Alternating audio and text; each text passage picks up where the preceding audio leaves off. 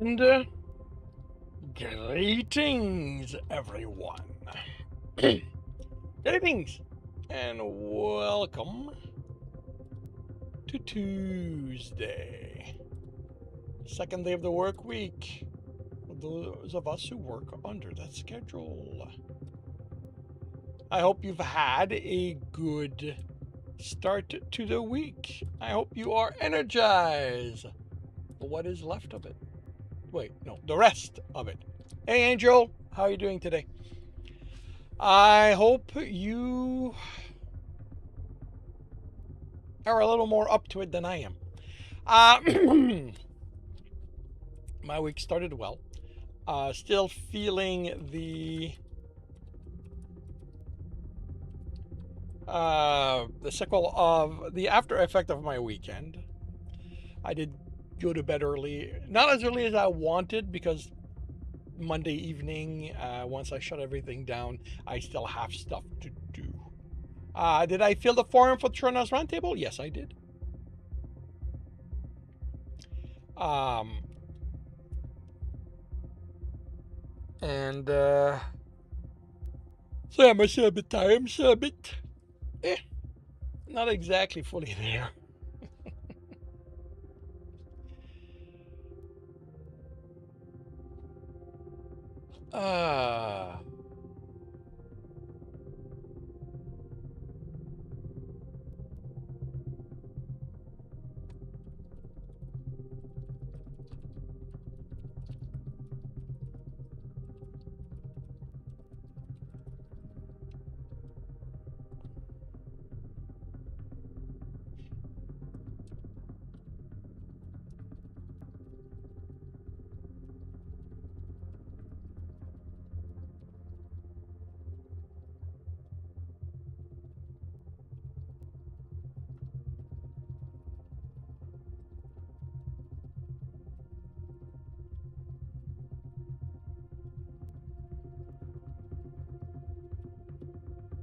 Uh, going to something like 10 yawns today. Oh yeah,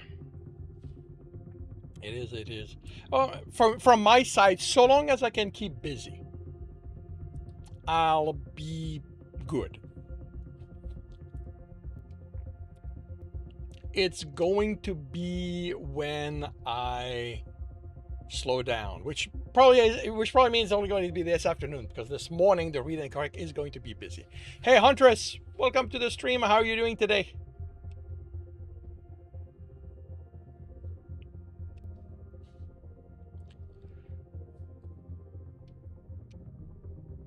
Hi. Alrighty. As I said, this morning's going to be busy, so I'm going to start now. You are doing well? Very cool.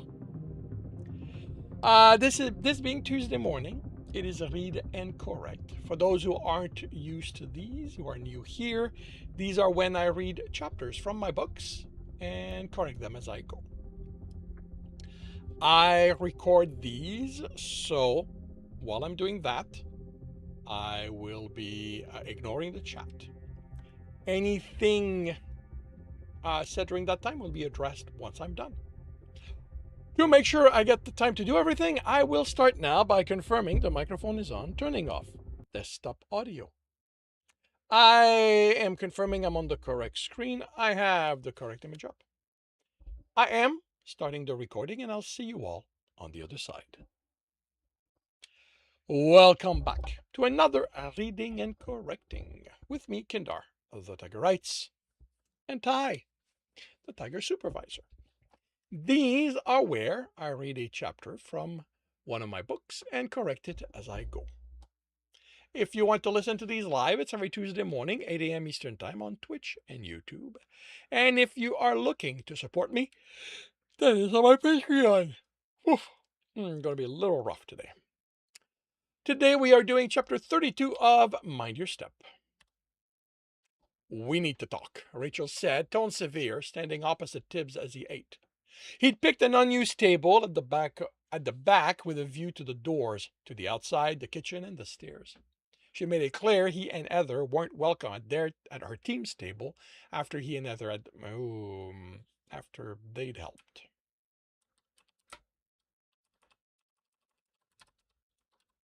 After they'd helped Lee into his seat and Tibbs had explained, I don't need to,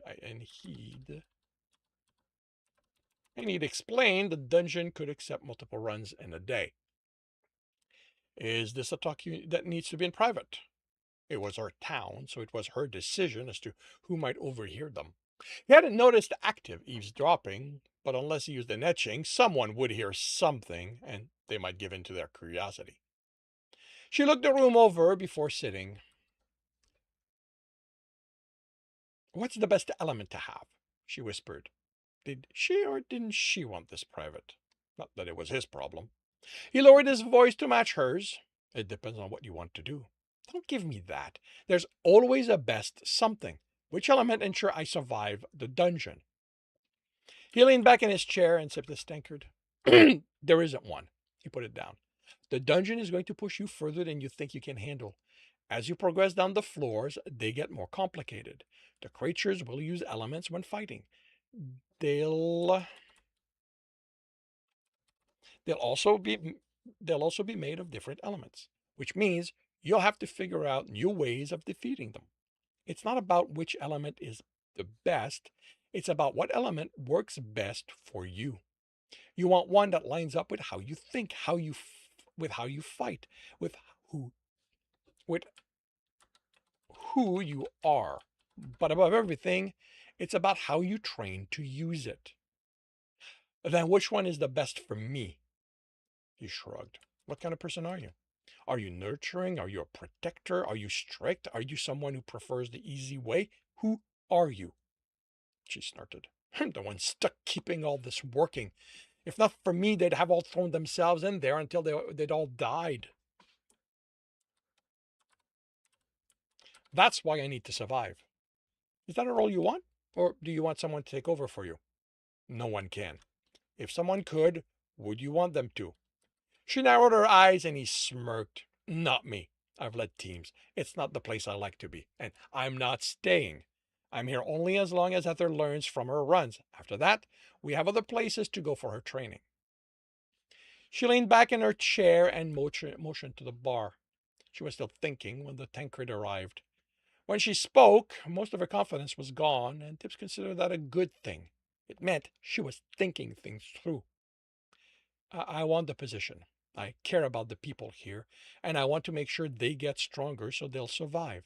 But I'm not some mother doting over them. We aren't the elements. This isn't about you deciding what one emotion will be yours. Unlike them, we are many of them. We have many of them. We have many of them. This part is to help you survive meeting them. He smiled at the memory. You can't survive an audience even if you aren't like them. I went to water wanting revenge when she's about protecting and soothing, but it's best not to do it. Wasn't that dangerous? Why would you do it? I wasn't warned about that kind of danger. I was told to pick an element and be done with it. I thought about fire, but I also thought the guild wouldn't approve of why I wanted it. They claimed to be about protecting people, after all. I'm going to make that sing present. They claimed to be about protecting people, after all. So I went with water. I figured that my real desire to protect my team, my family, is what water saw. Okay, that's not actually accurate. I figured water also saw my real desire to protect my team, my family.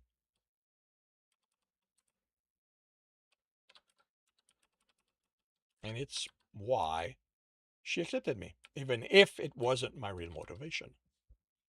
So I feel like I can be more. So if I feel like I can be more than one of them, I should take the one I'm most like me. Considered her and the town's situation. It's what the guild would say. They tell you to pick whichever between earth, water, fire, and water is most like you. If you pressed, she'd tell you about corruption, purity, light, and darkness. Maybe some of the others, but only so she could explain why they are bad choices. They're harder to use. You can't do much with them. You'll never amount to anything. Basically, you'd have to fight her to get any element other than one of the four. And what would you tell me? That it's about how much risk you're comfortable with. The elements don't offer certainty. Neither does the dungeon. Even if you choose the element perfectly aligned with who you are, it won't ensure you'll survive your audience. That you'll survive the dungeon once you have it. No one can offer you certainty because no one knows how any of this actually works. Don't the scholars? Isn't that why you read? The guild doesn't tell the scholars anything, and it barely tells the runners what we need to survive. Adventurers aren't interested in talking with them. Don't talk about they don't talk about the audiences because there's no point. So they make guesses. This is getting confusing. So the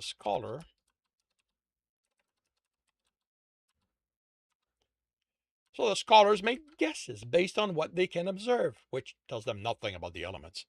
The guild thinks it knows everything, and because of that, questions nothing. I thought I knew what the elements were based on my audiences. Water was a woman. She was caring. She wanted me to be safe, even when she doesn't agree with. Oh no! Wait. Right. Yeah, that he keeps it singular. He hasn't told them that he's had more than one audience at this point. She was caring. She wanted me to be safe. Even when she doesn't agree with my decision, she cares. So I thought all the elements were people in some way. But Heather's element was like nothing. I think that's what happens. We go into the audience with someone we can't understand, and our mind diminishes them so we can survive the enormity of what they are. Water sounds like a nice element until you pay attention to how she is. If I'd let her, she would have kept me safe by not letting me do anything. Maybe she would have kept me with her and I'd have died. Maybe that's why some runners don't come back from their audience. They decide to stay with the element. Water cares so much he'll suffocate me the way water drowns you when you are under it. She isn't a person. She isn't like us. The elements make the world, but they aren't part of it. They have no concepts of things like restraint or time. They are all that they are. If you let yourself be too much like your element, you'll become a danger to everyone around you. I thought there was nothing in books about what the elements were. I didn't learn that in a book. Something bad happened when I was a runner. It hurt me so much, the only way I could deal with it was to fill myself with water and turn that into ice, to ice my pain and anger away so I could do what I had to do. But I also iced my caring, my love for my family, my friends, my town. All that mattered was making the people I held, responsible pay. He downed what was of his tankard. I was forced out of it eventually, but I'd done a lot of damage to my town by then. I want to help, she said, to make sure the people here are safe, that they survive. Nurturing, that's wood. Keeping them safe, that's water. She motioned to the bar. I'm an archer. What am I going to do with either of those elements? Without a metal point, an arrow's useless against a creature. He shook his head. You can't think that way. The elements aren't. He stopped as the woman with the tankard approached and replaced his drained one. They aren't limited to what you hold. Wood, the element, isn't limited to the shaft of your arrow. If you pick that, you'll control its essence. You'll shape it. You'll will it to be whatever you want. If one element can do something, every other one can do their version of it. Metal can make things hard and sharp. He made a dagger out of water and purposely did not emphasize that. Make it ice as he cut a potato on his plate. Then he iced it and set it on the table. He slammed his fist on the flat of the blade. Water can do that as well. How? At first, it'll be your willpower. You're going to will the essence to do what you want, and it will be limited by how strongly you can will it. The further away from its nature it is, the harder it will be to will it. I doubt you can make fire with wood. She smiled. I can think of a way, he chuckled. I meant with its essence. But yes, ultimately, there will be a way for wood to do its version of fire. Because it isn't about the fire itself, but what it does. It burns. No, it consumes. Fire eats what's there. What it does is create heat and light. So that would be what would do. Oof. She nodded. Some plants do make light, faintly, and they consume. How about heat? I don't know. At that point, it would probably need an etching and with arcanus to alter the essence. That's more advanced training. He cut her off. But the point is that just because you pick wood or water, it doesn't mean you can't have arrows as effective as those with metal points. Those with a metal point. More so once you learn etching, or if you have a lot of willpower to apply to the essence. She thought about it while he returned to eating. I'll go with wood, she finally said. There's a lot of that in the forest, so it'll just be about finding the best place for the audience. But I have to warn you, getting to the emotional state you need for the audience will be neither pleasant nor quick. How did they do it for you? My teacher drowned me. And that concludes chapter 32 of Mind Your Step. If you are enjoying this, please leave a like. If you want to read to know when the next chapter will be up, subscribe and hit the bell. If you want to read this story, it's available for free on Royal Road, and on my Patreon, we are about a month ahead. And if you are looking to listen to these live, it's every Tuesday morning, 8 a.m. Eastern Time on Twitch and YouTube. Links are in the notes, and with that, I shall wish you a good day. Hey, Writes Magic, welcome to the stream. How are you doing today? How many elements do I have? None of them. I do not do magic. I mean, on a purely very technical level,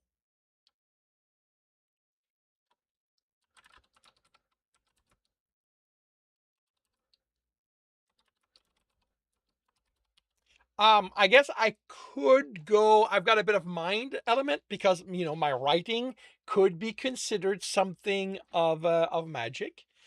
How many are in the book? The world knows of 20 elements. The reality is that there are 22.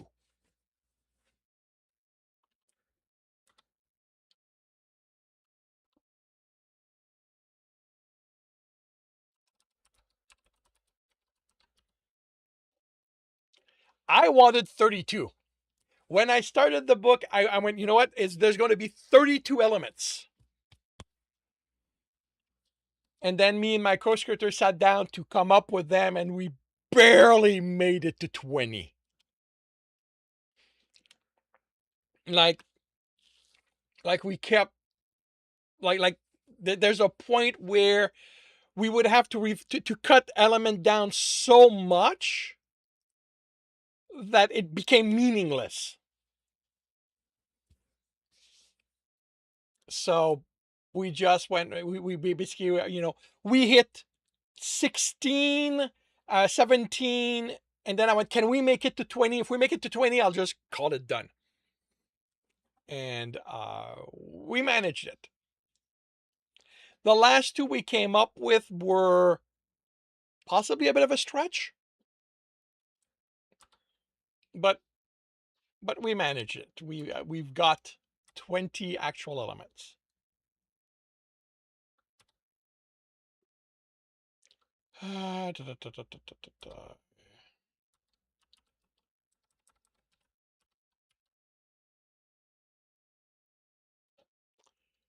Okay, that is done. So I am on here.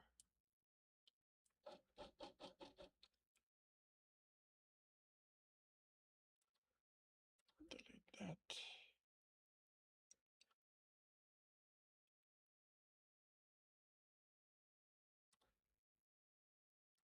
Go for it, Magics. Go for it, Rights. I'm You see, I don't say that. No, that's not how this works here. I'm not saying that no one can come up with it. I'm saying I couldn't. Me and my co-scripter could not come up with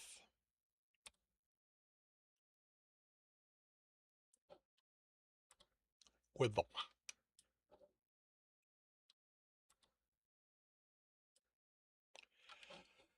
Alrighty, let's go here. What is that?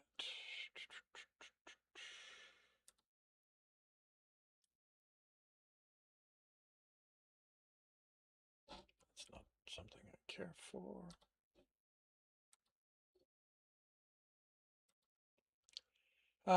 Mind your step, it's here. Yeah, go for it. Honestly, like, go for it. I am really curious what you will come up with. So that is July 13th. So that becomes 15th.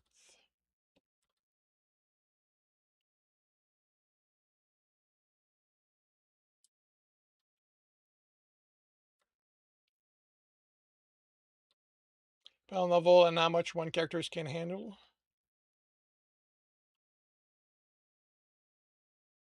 Well, if I'd come up with 32 elements, Tibbs would have been able to handle all 32 of them.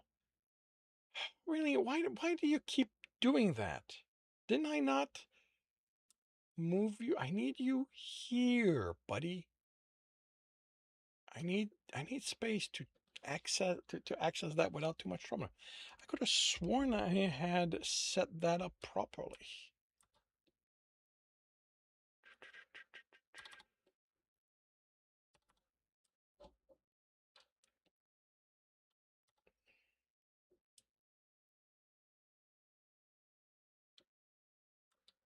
Okay, there you are.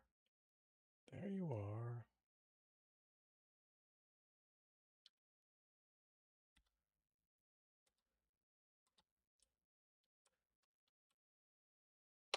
Oh, I think I know what happened. I think I know what happened. Because I hit this button. And let me guess you are. Yeah, you're in here.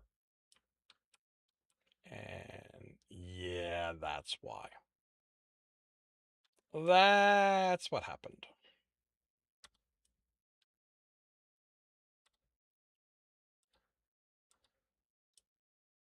Okay, that should take care of it.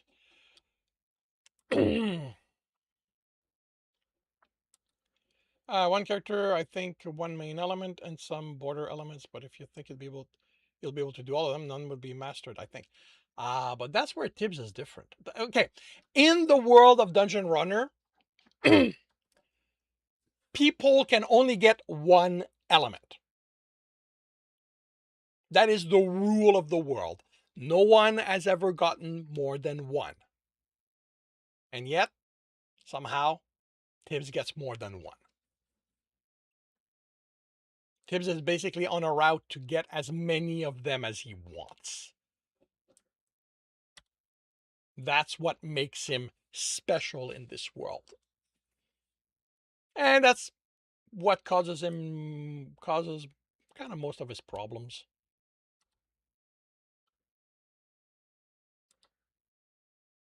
At least in his own mind.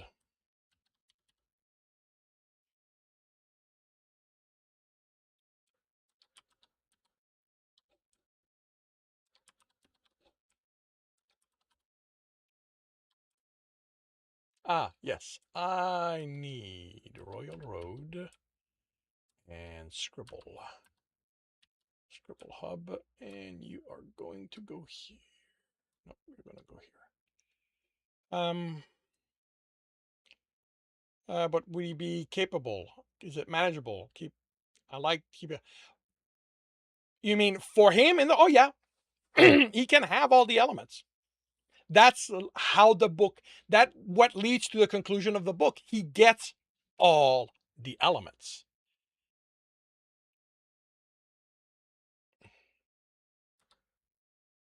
That is basically his story. That's not his goal, or his goal is indirectly linked to that because he wants power to avenge the man who killed his mother, and also to destroy the Adventurers Guild because he considers that a bad thing. So he doesn't. They don't deserve to exist anymore.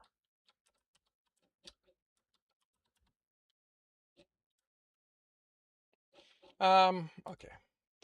Actually, I need this.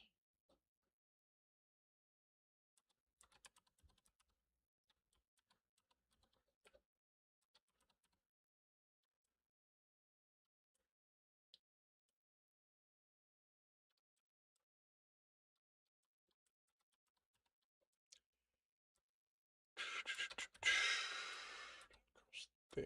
All right. Let's set you up. Oh, cool. You're on dungeon. You're there.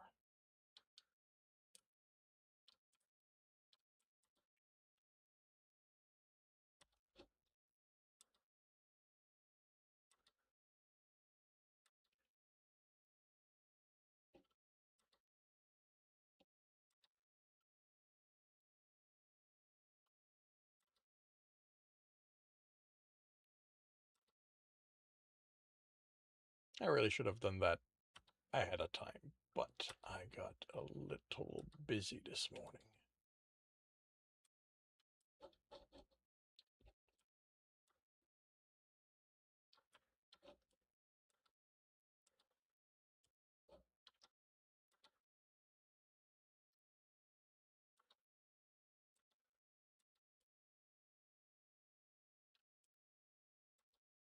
Okay.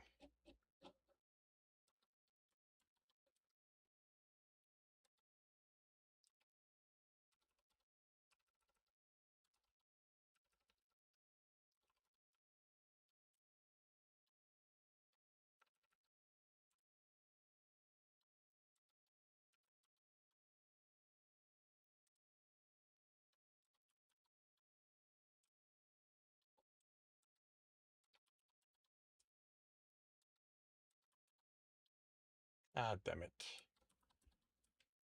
I need to do that first.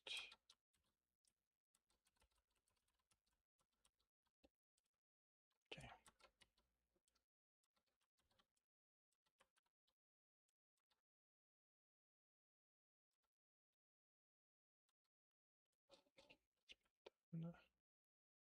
Okay, so August 3rd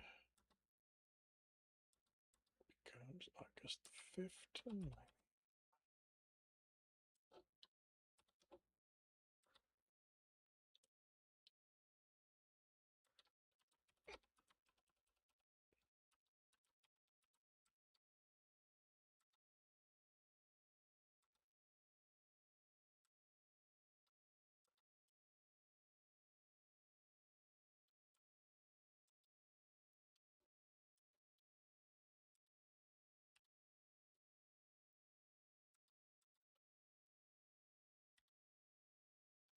I will be right back.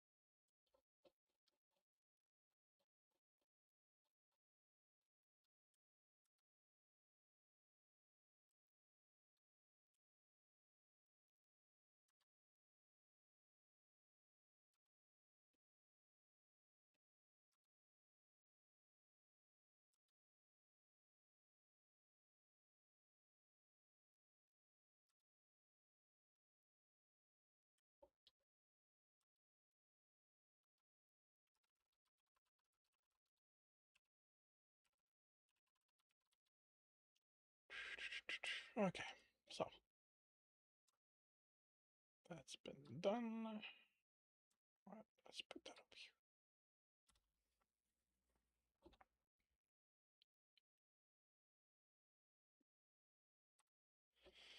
over here. Alrighty, starting on another chapter by confirming the microphone is on, realizing I forgot to turn the audio back on, the desktop audio. I am on the correct screen. I have the correct image up. I am starting the recording, and I'll see you all on the other side.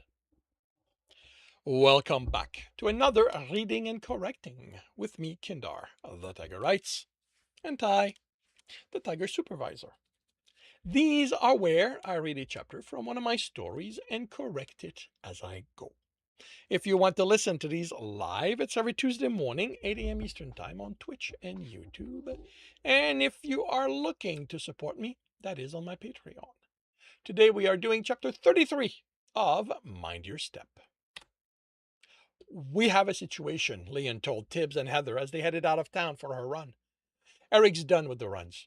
The man moved well for only being a couple of days past his run with them. Okay, he wasn't surprised. Now that he'd explained the reality of what the dungeon had in store for them, some runners were bound to decide the risks were too high. It means our team is short of fighter.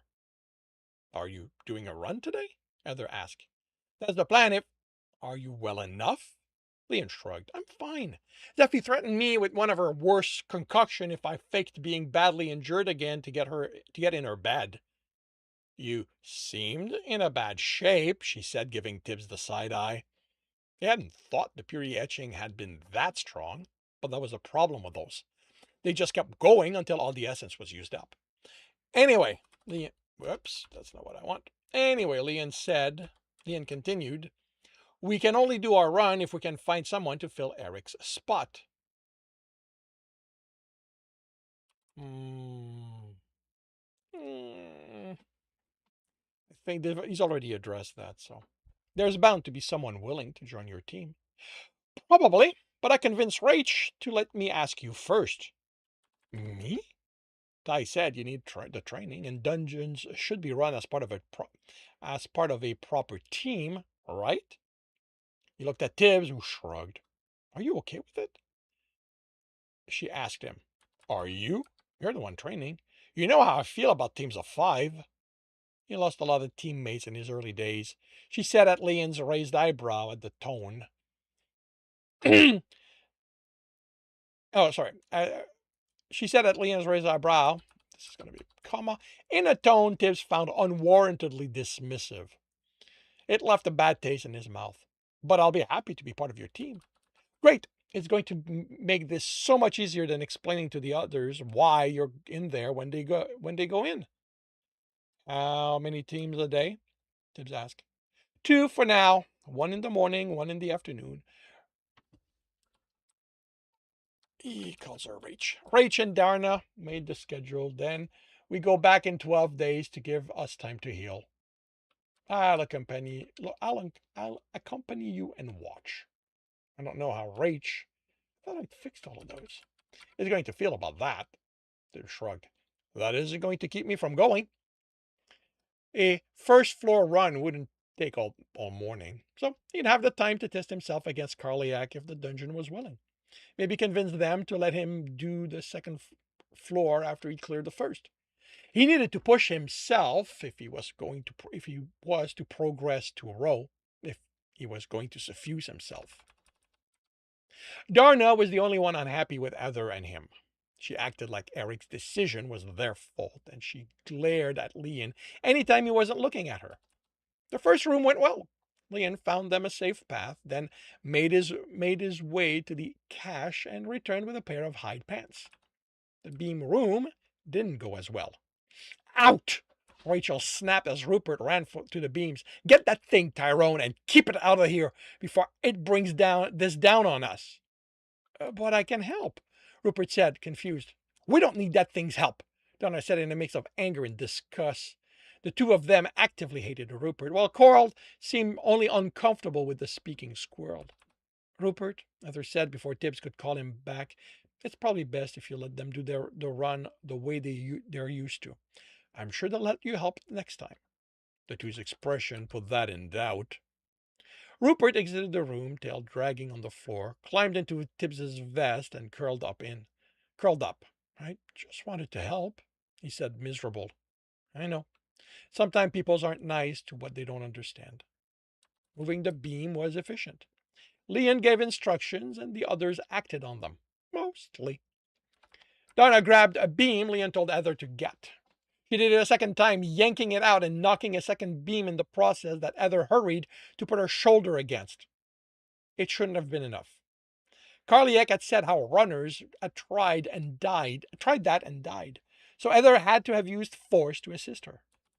Rachel warned Darna against not listening to Liam, but the next time he instructed Heather, she was already there.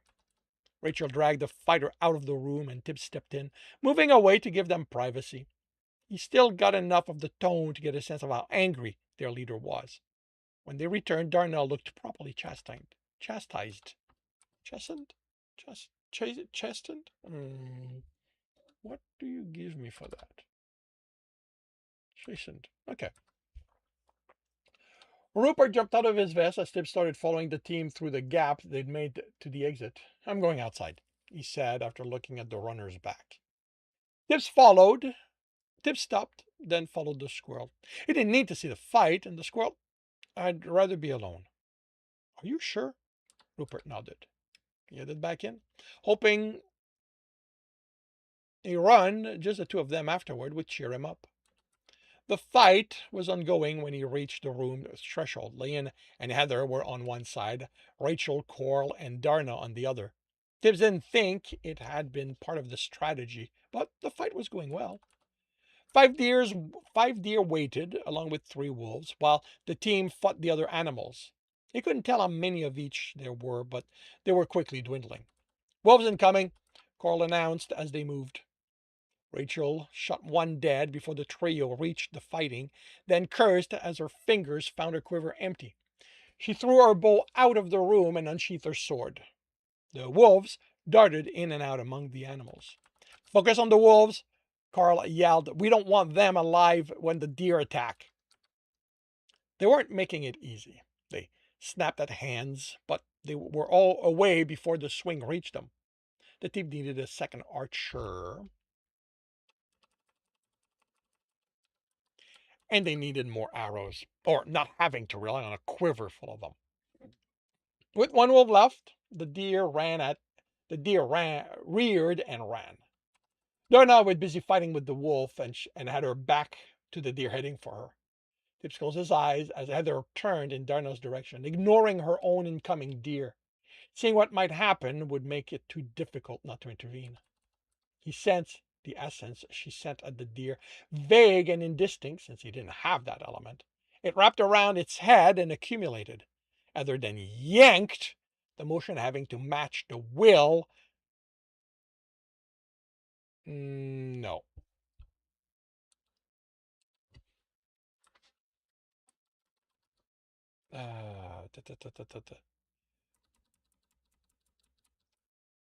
Oh, okay. I see what I was going for. Okay.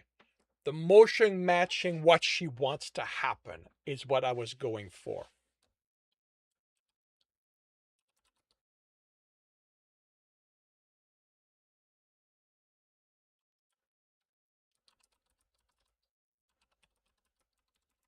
Motion matching what she willed, and the deer turned in her direction.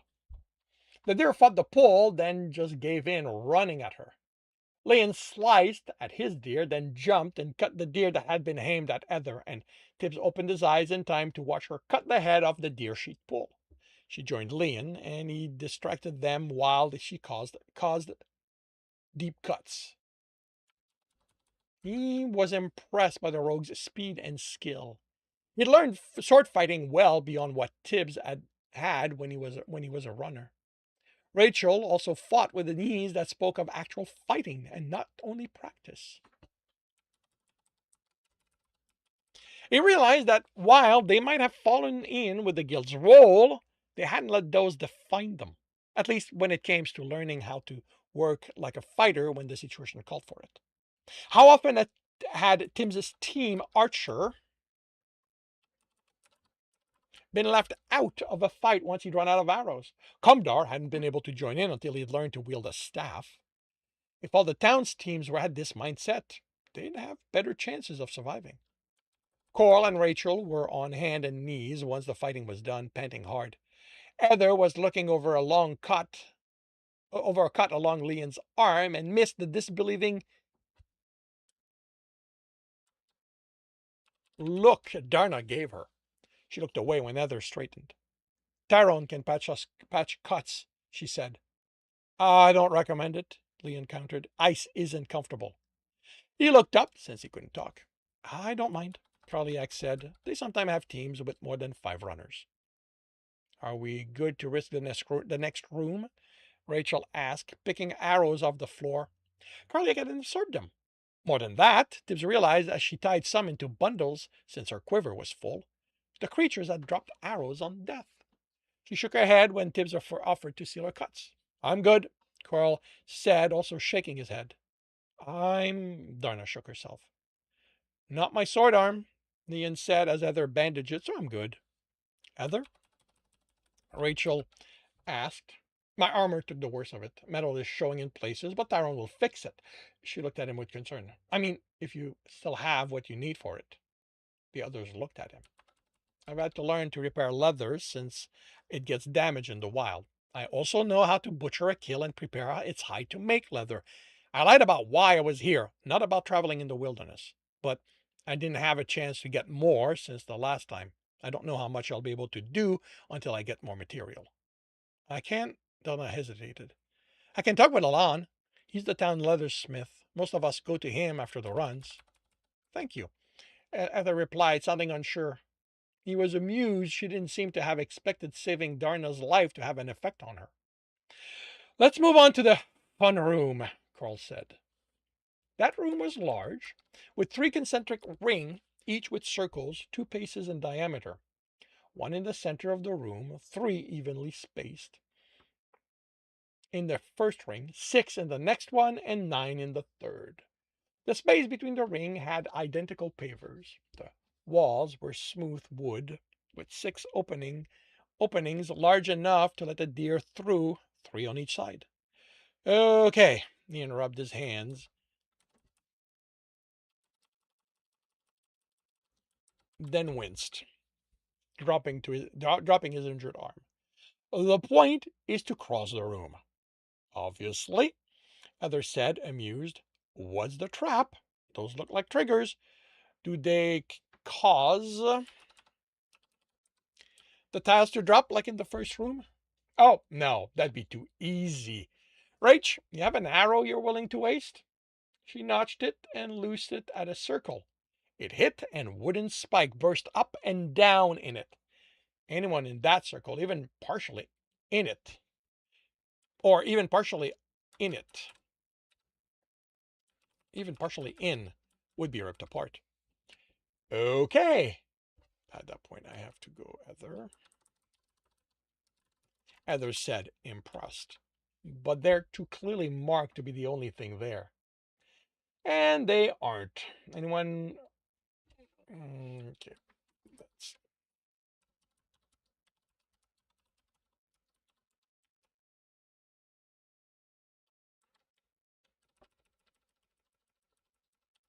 And they're not. And they aren't. Leon said, any one of the pavers can be a trigger. If there's a pattern, I've yet to figure it out. As far as I can tell, each one is identical and they change with each run. It's one part luck, no such thing, he and others said in unison. One part being ready for the attack when a trigger activates, and then having to watch where you step. Each time a trigger activates, a deer rushes out of the doorway at the person who activated it. Will it only fight them? She asked. Yes, unless someone joins in, then either can be attacked.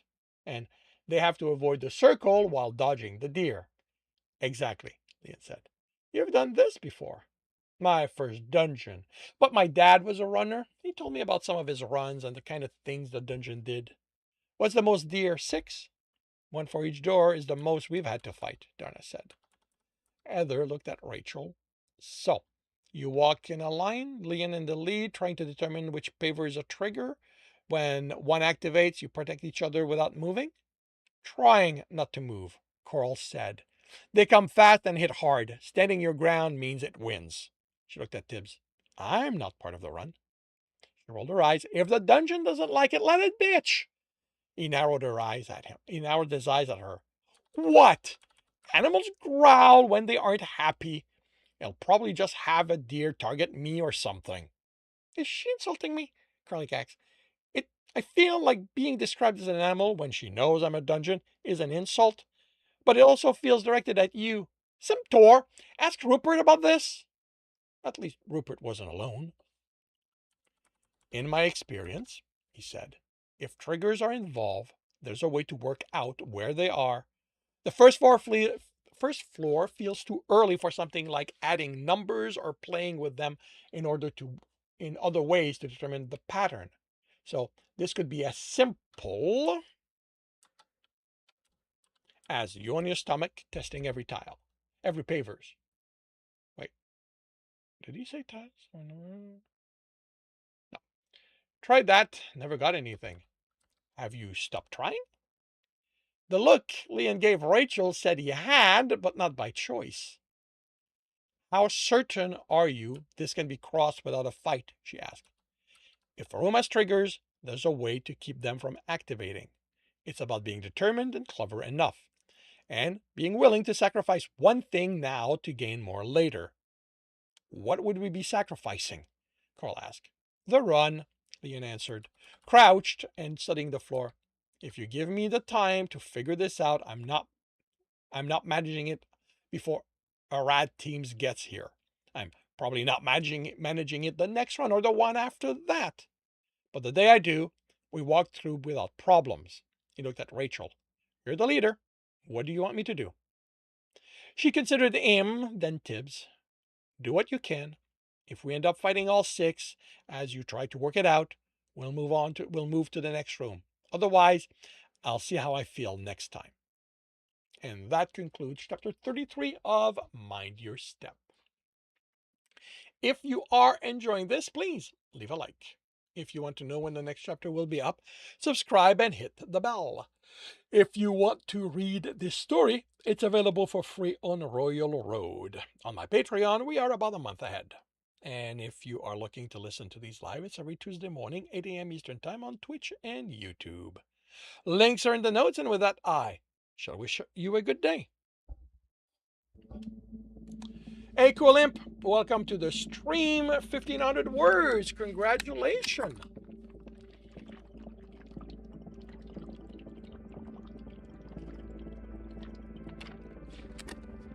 Is it much? Just trying to see if you have anything that comes out good from it. Right now, 1910, and using one setting, you're setting a setting you've used in a different book.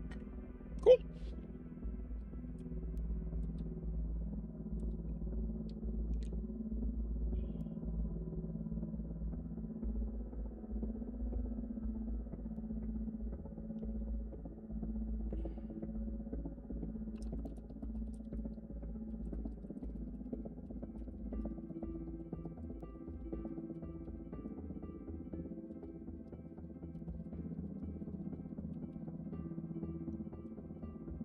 It's an interesting project.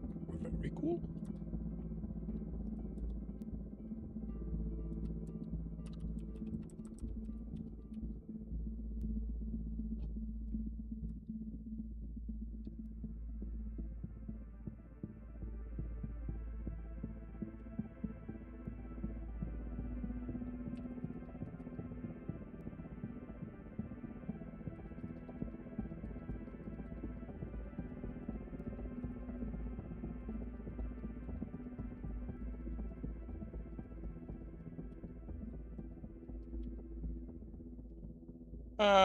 Wing Bros finding dragon eggs, but it's early military days right now. They are still part of the army rather than their own branch.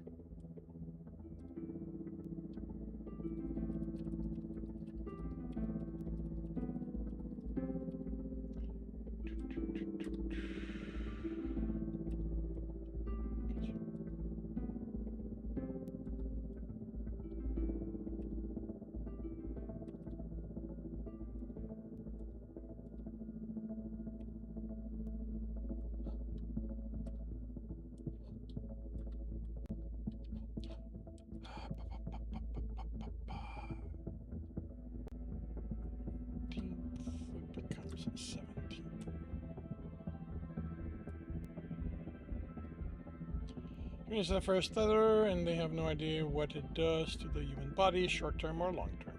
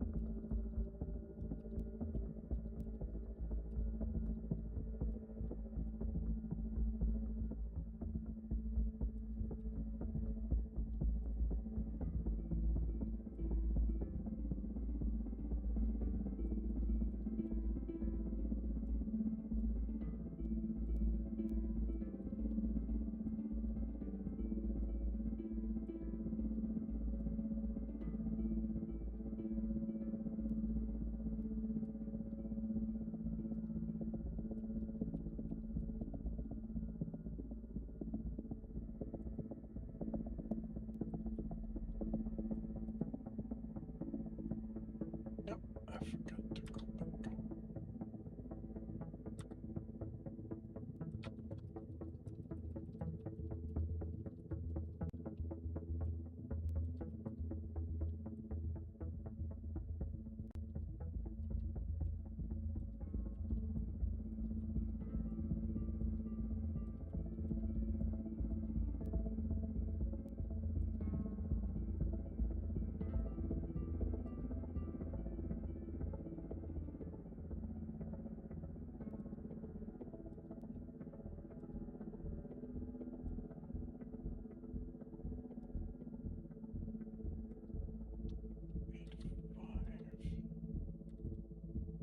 Comes the 7th.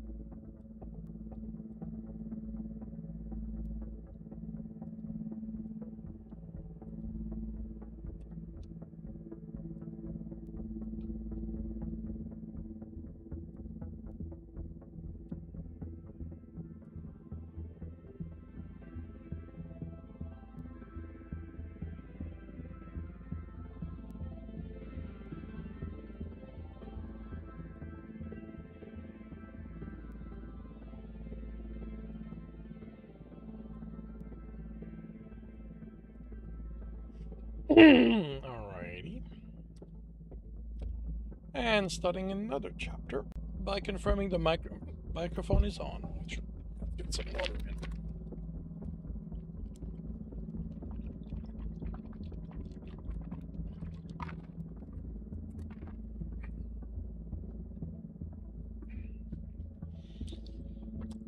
Confirming the microphone is on. Turning off desktop audio. I am confirming I'm on the correct screen. I have the correct image up. I am starting the recording, and I'll see you all on the other side. Welcome back to another reading and correcting with me, Kindar, the Tiger Writes, and Ty, the Tiger Supervisor. These are where I read a chapter from one of my stories and correct it as I go. If you want to listen to these live, it's every Tuesday morning, 8 a.m. Eastern Time on Twitch and YouTube. And if you are looking to support me, that is on my Patreon.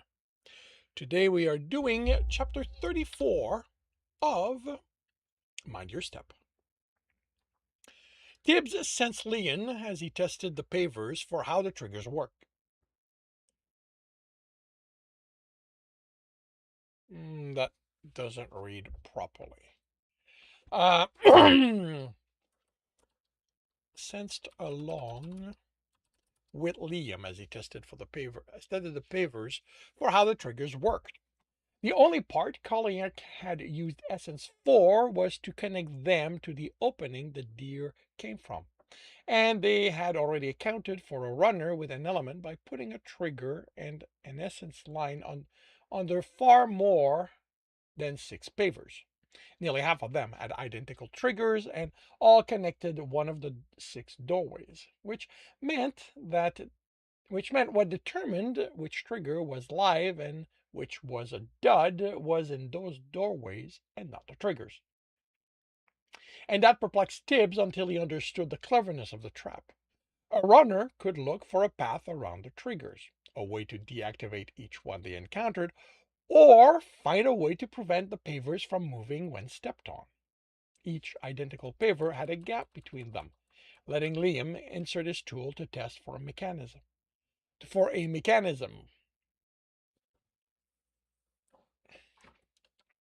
Then try to work out how to deactivate it without seeing it.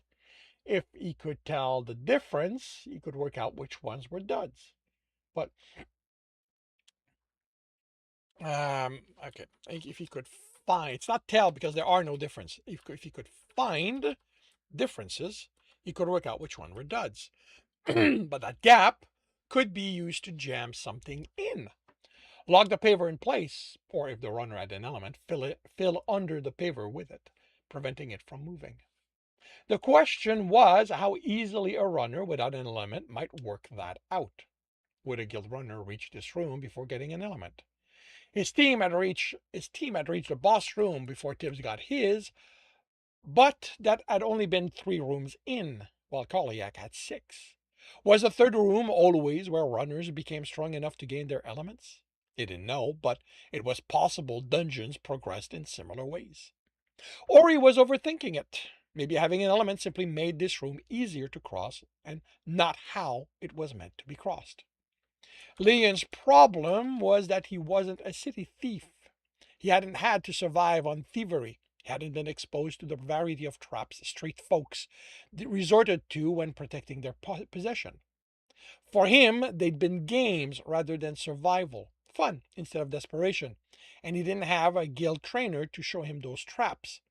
These would be his first triggers where a mistake had the chance to kill someone. Tibbs could give him the training, but should he? He had an unfair advantage in that he sensed the trap. He could recreate it for Leon to practice with. None of his trainers had been that direct. All he remembered of his trainings were boxes of locks and triggers for him to solve. All the possibility a thief might encounter in a city, which also could show up in a dungeon. If he made numbers of locks, he wouldn't be training Leon to solve this one, but to think beyond what he'd already experienced. Hopefully beyond what Tibbs would have him train on. Leon was 4 pavers in when the trigger activated. With the previous ones, just like this one, he'd resorted to putting his weight on and seeing what happened. The others joined him without care for the pavers, and the other deer were released. The battle was hectic. Rachel was strategic with her arrows, and Coral turned a trap into his weapon against the deer, although it left him injured as well. Leon, Darna, and Heather simply fought it on until the deer fell and melted away, leaving arrows and a short sword Leon took, leaving his battered one behind. Without a guild, there was nothing to create a market for items runners didn't need. The blacksmith could use the metal, but that meant explaining where it came from, and Rachel wasn't telling the town about the dungeon. She'd have to at some point. Not only would their eyes give away something was going on, but they'd need the support to grow it as an organization. A dungeon needed its town. Everyone good to continue? Rachel asked once the deer were dead. She looked over Coral's bloody shoulder from the circled trap, but the fighter had moved fast enough to keep the injury superficial. He no longer leaked life essence. This isn't going to make the next room easy, he grumbled as she bandaged his shoulder. What's the next room? Heather asked, bandaging her her hand, and Tibbs fought the urge to extend his sense. Vines, Heather replied as Darna bandaged his arm. He fought it hard. Once the injuries were dealt with, they continued onto a wall of green as the entrance to the next room. Tibbs lost the fight and sensed a few paces into it as Leon pulled vines, breaking them and letting them fall into the pit, where spikes waited for anyone who fell with them. This was a variation on the first room, with the added difficulty they had to hang on as they tested for the next vine that would support them. They might also have to swing if there were none within easy reach.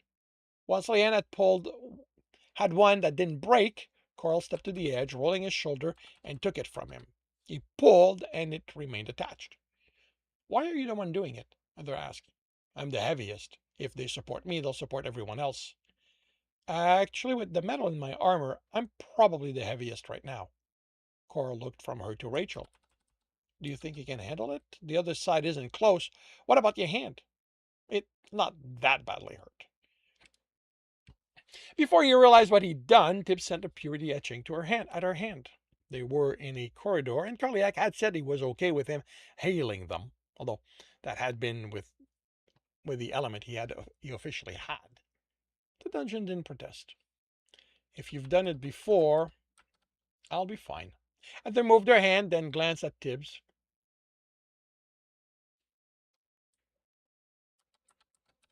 Then focused on Leon, who showed her how to loop the vine around her hand. She pulled, with him holding her. Her feet left the ground, and she swayed, nearly pulling the rogue into the pit before he let go and Coral grabbed him. Just grab and pull, Leon instructed. Most just fall off. If one doesn't, transfer your weight fully before letting go. Heather's progress was slower than in the paver room. There were many more vines to test before she found one that supported her, and when she reached the center, she was forced to swing before she got one. Then, when she reached the other side, she'd made a gap in the vines that made it easy to tell which ones they were to use. She collapsed against the wall once she let go of the vines. Coral tested everyone before moving forward, which told Tibbs there had been cases where they'd misjudged who was the heaviest. Darna went next, then Leon, Rachel, and Tibbs. They continued on once Rachel said she was okay. The next room had Tibbs chuckling at the colored fox while Coral groaned. I hate this room, the fighter grumbled. Each fox was a different color: red, yellow, green, black, white, blue, pink, turquoise, and gray. The colors matched those on the door on the other side of the room from top to bottom: pink, blue, gray, red, green, black, turquoise, white, and yellow. The colors mean something, Heather said. It's the order in which we need to kill the things. Darna answered. We get one wrong and this run is over. Rachel added. Has the dungeon done something to keep you from shooting them? Tibbs asked. You are skilled enough. They're faster than real foxes, and they move in ways no animal can. If they can, if they, okay, if someone can distract one, I can kill it. But that means it's trying to kill one of us, Carl said. Their claws are sharper than the other ones, and their bites will tear metal apart, Heather. I could use someone who can shoot them at range, Rachel said. He hesitated. Did Carliac's previous approval carry? Go on, the dungeon said. I already said I'm okay with you being on their team. But just water, and yes, I did notice that purity healing. I'm letting that one pass. He made a knife out of ice. I'll do my best. She motioned for him to step to the edge. Is the order from the top or bottom? He asked. The top, Leon answered. Tibbs threw the knife at the pink fox, using his will to control its trajectory. It was in the air, straight up, without leaping. It landed, and Tibbs threw another knife. It slid to the left as if it was on ice. There had been an etching, but too fast for him to make it out. Was this cheating? Or had Carliac had to resort to this because of Rachel's skill? And this isn't because I'm outside the room. Safeguard, like in the other room. Now, if they can see the arrow coming, they can avoid it. How about against the rest of you? Do they move like that? Abyss, no, Donna said. If they did, we'd never manage to fight them. So this was to account for Rachel. The simplest way I see to do this, either Muse, is for all of us to focus on the one that needs to die, except we'll get in each other's way, and the others, foxes, will be trying to kill us in the meantime. Darla looked at Heather. Can you do whatever it is you did to the deer when you saved my life? If you can hold one in place, Rachel can shoot it. I can't hold something in place. Force is about movement. Actually, what I did with the deer was redirect that movement. She looked at the way they'd come. Actually, there might be a way, but I want to practice it before risking it in a fight. He motioned for her to elaborate, and she raised an eyebrow quizzically. You need to explain, Heather. They don't have an element. They haven't learned to think in other ways than what they know yet. And even with me, I can't think of how you'd use force to hold something in place. Like you said, it's about movement. The beam room. All of them, leaning against each other. Force is accumulating where they touch. When we remove one, the released beam moves in that direction. I think that if I put enough essence moving something down against the floor, I might be able to hold it there. But why aren't you certain? Leon asked. This is new to me, and Tyrone doesn't know much about my element. I'm teaching him more about it than he's teaching me at this point. Not entirely fair, he replied, but also not entirely wrong. It'll be the same with most of you. The base of how essence works is similar across the elements, so we'll be able to help with that. But it won't take long before you'll be practicing by yourself and learning to think in different ways. Wood isn't wood, he told Rachel. If all you do is make it that, you're limiting how you can use it in your runs. It applies to whatever element you all choose. I'm going with Earth, Carl said, then shrugged at the looks. I'm not like Darna, all clever and stuff. If I can't come up with anything else, it's going to make me tougher and stronger. That's going to help. Another thing, Tibbs said, remember yet another detail. By the abyss, don't think you have to do this alone. It doesn't matter if you don't have the same element. Talk to each other. Give ideas. If they don't work, they don't. But they might, or they might do something else that you can use, even if it's not what you expected. The guild's strong on telling runners to deal with things alone, Heather added, or to only talk with their assigned Teacher. My dad's stubborn enough he never let that stop him from asking others for help. And there were others like him when he was a runner, but they were always acting against what the guild taught. Why would they do that? Leon asked. Shouldn't they want the runners to learn as much as they can? They're going to be adventurers one day. Money, Heather said at the same time as Tibbs said, coins. The guild's greedy, he continued. It charges the runners for everything they learn through it. So it wants to be the only place they go to learn. Then it uses what they owe to force them to keep working for it once they have been freed. Rachel looked at Heather. It's part of the reason my dad still works for them. The other is that he was military before that. He's comfortable within the structure, and he hopes to improve things by teaching new runners. Tibbs couldn't help the snort. In case you've forgotten, she said, he doesn't like the guild. He snorted again. Her father's an idiot for thinking he can do anything within it. He's not the first to try. I've seen what happens to those people. Good to know, Rachel said. And I was the one to bring this up, but we have a room to clear if we want a chance at the boss. The way we do this is by calling out the colors of the fox we kill. The order is on the door. Play with those. You have until it's your turn. How hard are they to kill? Heather asked.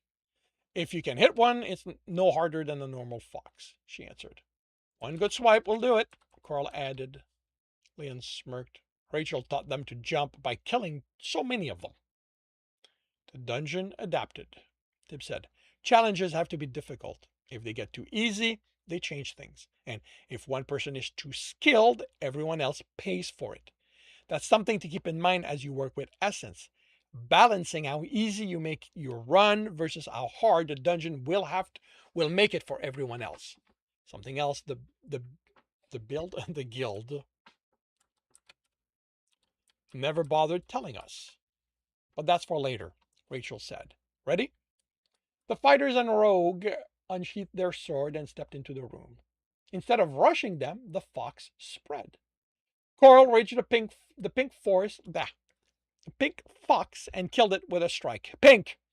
Leon had the blue one, along with the gray and the white and gray, keeping them at bay with quick swings, but also unable to focus on one. The arrow hit as Tibbs readied to throw a dagger. Blue! Rachel yelled. Gray! Leon yelled. Rachel! Rachel! Tibbs nodded to the red fox at the edge of the ones attacking. It's not distracted. But you aren't the only one with range. You aren't the only range runner. She fired at it, and it slid to the left. Tibbs threw his dagger, willing it to follow. Red! He yelled as the dagger hit. It exploded. He exploded it for good measure. Green! Donna yelled. No, it's not! Black! Carl yelled. I said it wasn't! She was too busy with the turquoise and yellow one. The others didn't last long after that, once they didn't have to care about the order. Carl headed for her. You called the color! I thought it was, she snapped back, but then it crawled away. I didn't know you were. Enough, Rachel yelled. We don't reach the boss. There will be another chance, and this is a good indication we're too tired for it anyway. Let's go home. The grumbling didn't stop even once they were outside. Tibbs broke from them and headed for Rupert, curled under a bush. Tyrone, Rachel called. I'll see you in town. The sun wasn't at the zenith, and he didn't sense the other team. I'll go looking for tubers. Tyrone? Heather asked. I'm good. I can help. You need to rest. Don't worry, this won't take all that long. I might even catch up to you before you reach it. She hesitated, then continued with them. Once they were out of sight, he reached under the bush and picked up Rupert. How are you doing? I thought they were my friends. Leon is. I thought Darna, Rachel, and Coral would be too. They might be, but you have to give them time. Not everyone adapts easily to things they don't understand. Is that why you didn't want to be friends with Heather? He had everyone but him. Realized they'd become friends. No, my reasons are I don't want to bring trouble on the people I care about. Then you don't. He laughed. It's not always that easy. It's been easier for me to just not have anyone to care about. It hurts less when I leave them behind.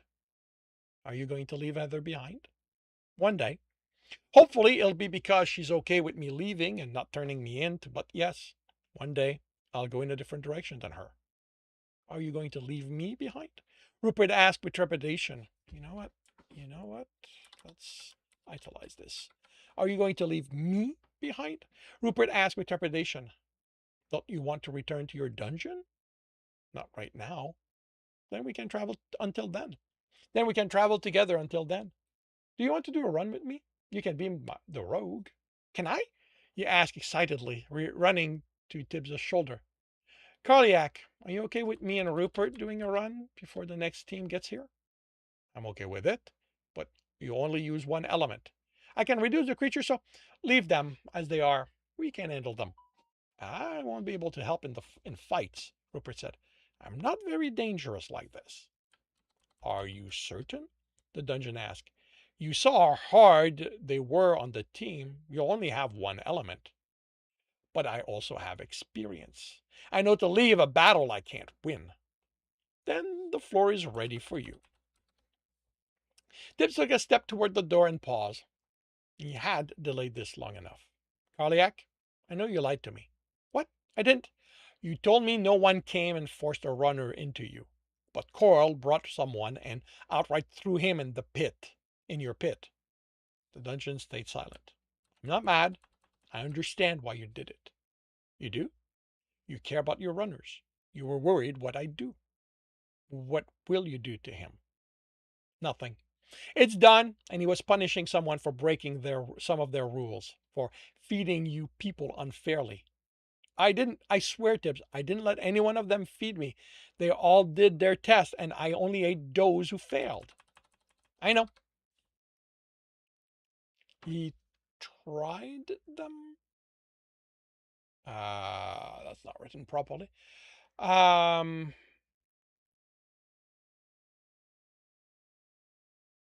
The brick and rule for feeding. He tricked them. That man tricked them, not you. But like I said, I'm not mad. I just wanted you to know I'd learned the truth. So you don't have to worry about accidentally revealing it. I wanted to tell you, they said meekly. Centaur said I should, but you're scary when you get angry.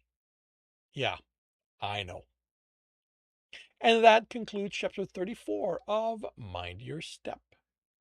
If you are enjoying this, please leave a like. If you want to know when the next chapter will be up, subscribe and hit the bell. If you want to read this story, it's available for free on Royal Road, and on my Patreon, we are about a month ahead.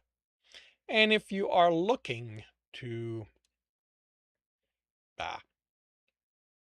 listen to these live, it's every Tuesday morning, 8 a.m. Eastern Time on Twitch and YouTube. Links are in the notes, and with that, I shall wish you a good day.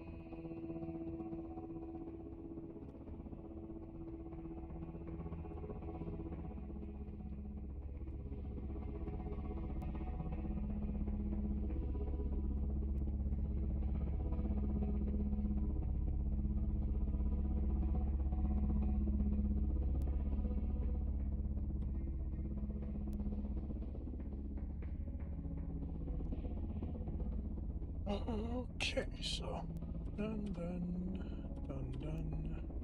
Not quite done. So that save is that.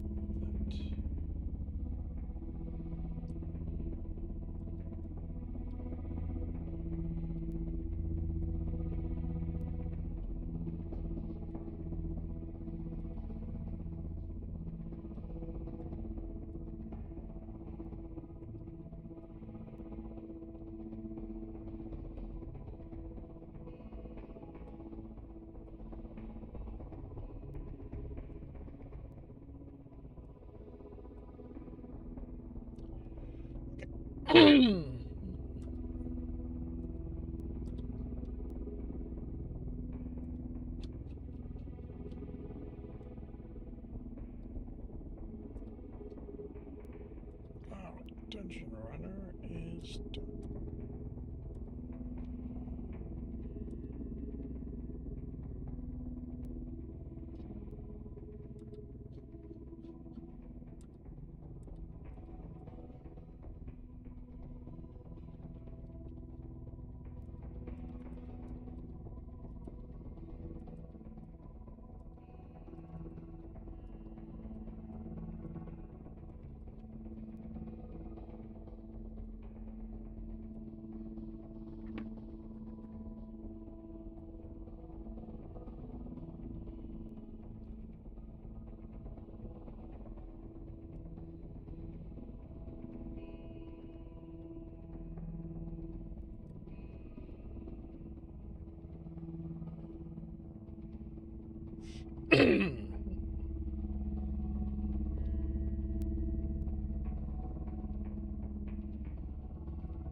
Alrighty. I am confirming the microphone is on, turning off desktop audio. I am confirming I'm on the correct screen. I have the correct image up. I am starting the recording, and I'll see you all on the other side. Welcome back to another reading and correcting with me, Kindar, the Tiger Writes, and I, the Tiger Supervisor. These are where I read a chapter from one of my stories and correct it as I go. If you want to listen to these, if you want to listen to these live, it's every Tuesday morning, 8 a.m. Eastern Time on Twitch and YouTube. And if you are looking to support me, that is on my Patreon. Today we are doing chapter 61 of The Engineer's Family. Gregoran stepped into the meeting area of his office as Alpha appeared. Alpha, he greeted facing her. Alpha, she returned it with a flick of amusement in her ears. What is your opinion? Oh, about what? He stifled a groan. About the improvement to the sensors. He'd sent her his report along with Jeremy's plan and the documentation he'd written to go with them, and Gregoran had included ideas as to how they could make use of it. Oh, those are indeed impressive, as are your ideas. Thank you. He'd been concerned he'd let his enthusiasm get the better of him when he'd written those. She smiled. Yes, it's impressive how you somehow forgot the logistic of equipping all the ships of the line so we can create an impenetrable net. He sighed. So he had let his enthusiasm get the better of him. But I will say that your heart's documentation will go a long way toward making it happen, if not on the time frame you will be pleased with. I'm sorry for overstepping my rank. Oh, stop that. You didn't overstep anything. I'm simply amused that you, Gralgeron Salalavnir, with your usual sedate and reasonable reports, listened to what Jezbilium was whispered. She's crafty and can slip in words even to the best prepared. That is true. And regarding Jeremy's documentation, Earthers build to share. So properly explaining the steps that led to the creation of what they make is something they are taught. Yes. If them sharing their creations is as easy as his willingness to hand over the design indicates, it explains how they are quickly catching up to the rest of us. Sharing them with you. He has reservation about sharing it with the leadership, as do I. Which is why upgrading all our ships will have to be slow. We can't use the Kelser shipyards. Too many among them believe their role goes beyond protecting Kelser and to improve our position among the races of the Federation. With this technology among their fleet, they might think they can make it happen. It is his concern, although he understands it'll be impossible to keep them from finding out. True, but that is where our individualistic mindset, when it comes to our builders, plays against the leadership. Even if they ask, no one will be willing to share the design with them. They'll have to send spies on those hunter ships and have to figure out how to make their own. It will give us ample time to prepare for the day they think they can surpass the gods' commands. He nodded. And how goes the hunt for those who attacked your family? It's moving ahead. The wind shifted in our favor, so we are narrowing where the prey might be hiding. It won't be quick. They are skilled at hiding their trail. Unfortunately, my own contribution is minimal. All I have to been told all that I have been told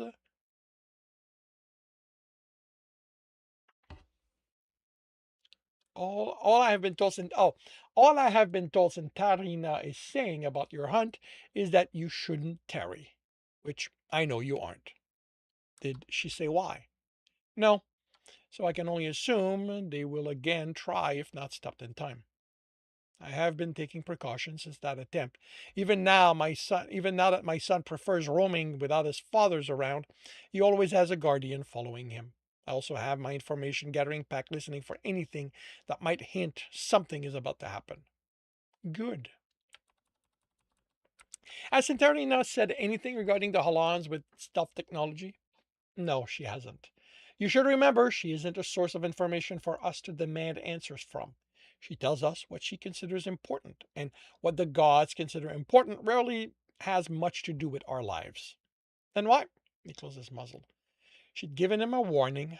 Why she considered him and his family important wasn't for him to question. And since you have brought up that hunt, how about you give me an update? He did. And he went over what they'd worked out, the regions of the unclaimed territory they'd eliminated with the new sensors, the other hunter ship, what he'd asked the other hunter ships to be on the lookout for. He doubted his Alpha would be able to add to his hunt, but she had access to advisors who were better tacticians than he was. They might smell a scent he'd missed. Once the meeting was Once the meeting was done, he figured he should take care of an aspect relating to the sensors he hadn't yet. One he should have dealt with sooner. Or he should simply trust the male be loyal to him. Except the Halan were always loyal to their clan first. The door opened a few seconds after he announced himself, and a naked Zenial stared. Gralgaran, I didn't. He studied Gregan's face. Captain, I didn't expect a visit. If I had, the grin appeared, but he nodded. He added nothing. Am I disturbing you? This should be private. If you need, I'll give you time to have your guests leave. Zenial stepped out of the way with a chuckle. You might find this hard to believe, but I don't always have sex partners here. He stepped into a surprisingly orderly apartment and closed the door. You usually telling them to meet you in the hold?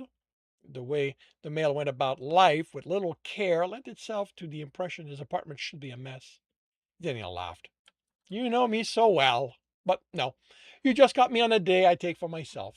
This is the kind of is this the kind of official meeting that requires you remain standing, or can I offer you a seat? He motioned to the couch in the living room. It was wider than the one in Gargaron's, enough it could easily be a bed. You aren't a hunter. I'd still sit, implying this isn't that serious. You disappoint me. Can I offer you something to drink? I have an extensive selection. He sat in the couch. I'll have juice. Janelle chuckled. I offer you the kind of delight only the Holland can, and you pick something I'll have to print. Ramirez will do? It will. I'll returned and handed him a glass, then sat, turned and stretched, resting his head on Gagaran's lap. And how can I see? And now you can scold me, he chuckled, sipping the glass. That isn't why I'm here. But if you don't heed my warning, I'll have to do more than scold you. Then maybe you shouldn't say anything then. Keep the temptation away from me. He placed a hand on the male's chest. The consequence can be too damaging.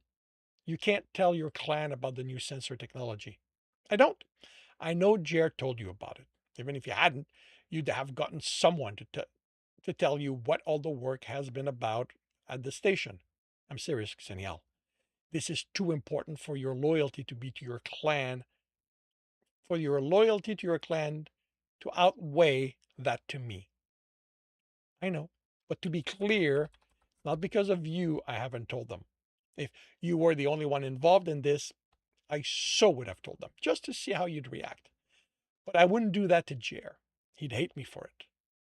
The implication kept him from immediately replying. You love him. You're surprised? I didn't think you could love anyone other than your namesake. Oh, it's not love on my part. Oh, that's not love on my part. It's pure lust. He's the one in love with me. And you take full advantage of it. Of course, and it pleases him. So we're both happy with the arrangement. Does Jer know? Of course he does. I learned from Thuruxel Minial. I told him as soon as I got over the realization. He warned me that he didn't love me back, which I didn't expect. It's the Earther upbringing. Figured as much, but yes, we're both fine with this arrangement, which just means you're the only you're the only one left out. You really should change that, you know. He tilted an ear. In your family, you're the only one not having sex with me. You'd better not you'd better not have brought my son to your bed. Zinnia laughed. He's much too young for me. A decade, at least. Then I'll see how he feels about it. Tomeren is who I mean. Both your mates have sex with me. You can't let that go unchallenged. Yes, I can. I am going to change your mind one day. Possibly. You are one stubborn male, but it won't be any time soon. He finished the juice, then patted the male's chest. I've given you my warning. I need to return to work. You're the captain. You can end your shift early. I'll tell Jer and Tomarin where you are. They could join us, he teased. Jer is working, and Tom is looking after Tammy. So I need to invite the three of you when you're all off shift. I will remember that.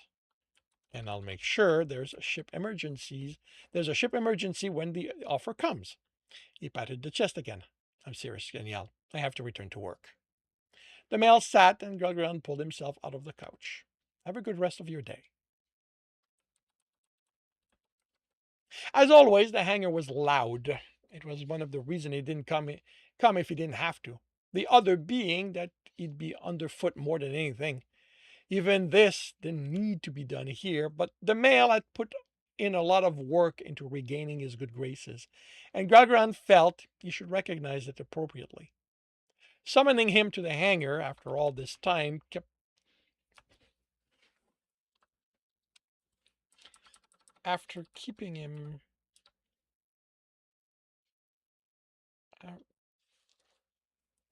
at the hangar after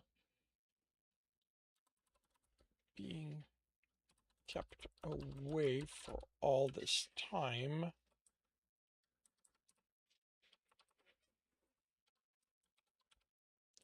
Would have told him what this was about. Should have given the male an indication of the importance Gagran put in how hard he'd worked to get here. Hopefully, would ensure he didn't forget that while pilots were important, no one was above his rules. He stopped after turning into the part of the hangar that held the fighter ships at the at, at the group of people there. Thinking about it, he would say that he wouldn't have been surprised to find 6 of them there. The males The male's pilot friend would have been there to support him. Maybe a few more Gagarin wouldn't have known friends, so also here for support. But he knew everyone there, one especially well. Every one of the Bane's pilot were there, 13 people, there to support the one exiled.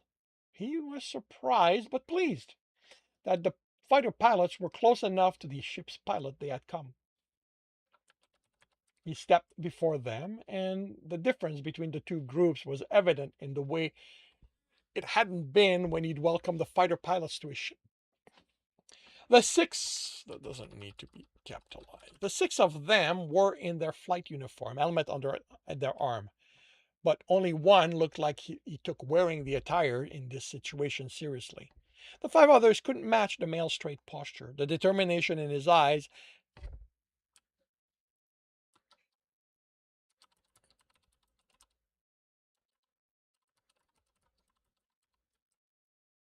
and straightness of his ears. I keep forgetting that for Calcarians, the ears are important. And the straightening in his ears as Gralgaron approached. They hadn't had to prove to him they belonged here the way he had. And it showed. But they no longer looked like the only thing they cared about was their ship. There had been no reports of them causing trouble on the ship or on stations. The training beta had noted they took their exercising more seriously, and Tom had commented on how they'd learned to respect the Bane through what had happened to their old packmate. Today, he said, the pilots and the pilots who'd been whispering among themselves fell silent, is an important day. It is the day the Bane gains a new pilot. More than that, a new fighter pilot. This male has struggled to earn his rank not once, but twice. I can't speak to the work he put in the first time, but I know he dedicated himself to becoming someone who will carry his rank with pride and honor. He has trained, he has helped around the ship. He took his time as a civilian to improve. He continued with his flight training. He is the kind of male I am proud to have serve on my ship. He is pilot Marie-Calitre Soscarin Rafretinel. The male's ear trembled but remained straight. Thank you, Captain. I will not, ever again, give you a reason to doubt me. I have no doubt. Welcome to the Bane, pilot. The others cheered and hugged the pilot, then quieted when they realized Gregran hadn't left. The male straightened, and the five others didn't quite match him. The other pilots looked amused. The Bane has come to a stop, he said. We will be here for the next 16 hours. I expect you've missed flying, so you have my permission to take the fighters out. Captain, Tom asked, what about the rest of us? I don't think they'll let you fly their fighters. We have shuttles, he said in a hopeful tone. I have my shuttle, he added, smiling. He looked at the hopeful expression on the other pilots and sighed. Don't any of you dare damage my shuttles. He left them to their cheering and hoped they'd return them intact. And that concludes chapter 61 of The Engineer's Family. If you are enjoying this, please leave a like. If you want to know when the next chapter will be up, subscribe and hit the bell. If you want to read this story, it's available on my Patreon as well as Ream's story. And if you are looking to listen to these live, it's every Tuesday morning, 8 a.m. Eastern Time on Twitch and YouTube. Links are in the notes, and with that, I shall wish you a good day. And I will be right back.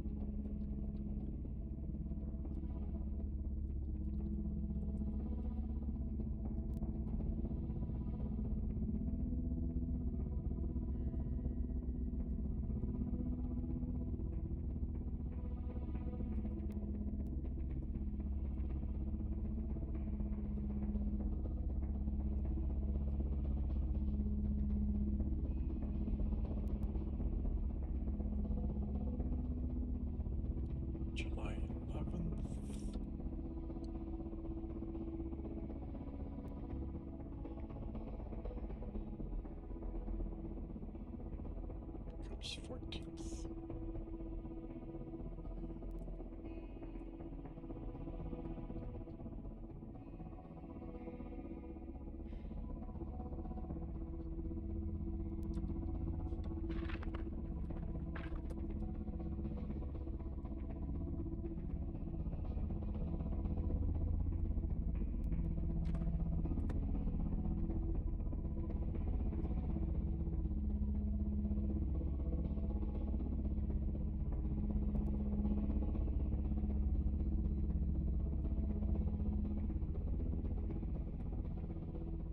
Interesting.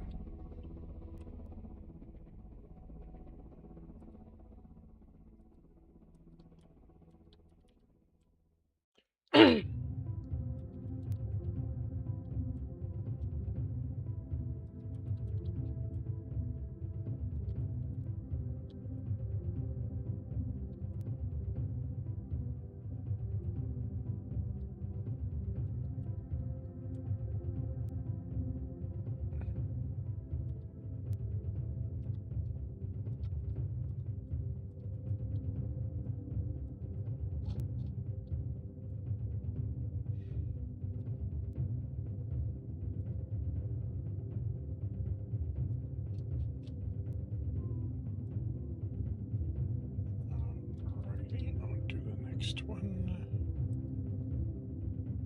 Confirming the microphone is on. Turning off desktop audio. Confirming I'm on the correct screen, got the correct image up. I am starting the recording, and I'll see you all on the other side. Welcome back to another Reading and Correcting with me, Kindar, the Tiger Writes, and Ty, the Tiger Supervisor. These are where I read a chapter from one of my stories and correct it as I go. If you want to listen to these live, it's every Tuesday morning, 8 a.m. Eastern Time on Twitch and YouTube. And if you are looking to support me, that is on my Patreon. Today we are doing chapter 62 of The Engineer's Family. Jeremy was a psychologist, watch him. I don't know there's anything else to talk about, he finally said. Does that mean you have decided to abandon this hunt? No, of course not. That you will tell your alpha what you have discovered? You know why I can't tell him, bring him into this. She nodded. Then I believe we still have things to talk about. Like what? He didn't bother masking his annoyance. These weekly meetings had felt like a waste of time for many months now. What do you plan on doing to that general? I told you already. Tell me again. He sighed. Well, I won't be turning him into a fine mist on the walls, for starter. That's good. But I will have an explosive in place. I don't want him getting uppity until I'm done explaining how screwed he and everyone else will be if they ever bother my family again. Him dead won't help your situation. Him running off screaming at the top of his lungs about an intruder in his office isn't going to help it either. Don't worry. I have steps in place to ensure it won't go off too easily. But it has to be there if he's going to take me seriously. And how are you going to convince him threatening you is more trouble than they want to deal with? I explained it already, he said, exasperated. Explain it again. In fact, explain it as if this was the first time you agreed to tell me your plan. He glared at her, and she returned an impassive look. Her ears didn't even tremble. Fine. Since I'm just finally agreeing to spill, I've got to start with how your idea to speak with some of the hunters from interrogation was good. They gave me what I needed to formulate my plan. I'm glad I could help. Took a breath. As badly as he wanted to yell at her for playing innocent and forcing him to go through this again, he had to do this. He could stay silent. The requirement was that he be at the weekly meeting, not that he had to participate. But unlike her, he couldn't sit here in silence waiting for the meeting to end. I'm going to hit him where it's going to scare him, not hurt him. I'm going to threaten his control. Girani is going to hack her way into the ship's computer and listen to what I say. When I need to give a demonstration, she will be my unseen weapon. Right off the bat, we expect there's an alarm trigger he'll go for, and she's going to block that. Wouldn't be due to be interrupted. Then I'll have her shut down systems as needed until he gets the message. Then I deactivate the bomb he's sitting on and leave his ship to never deal with him or others like him ever again. But all he'll have to do is change the security on their computers. On their computer. Earthers can do that, can't they? That will prevent her from coming back in, or at least make it difficult. And they'll be aware there was an intrusion, so more alert to it. That's only if they're looking for an outside intrusion.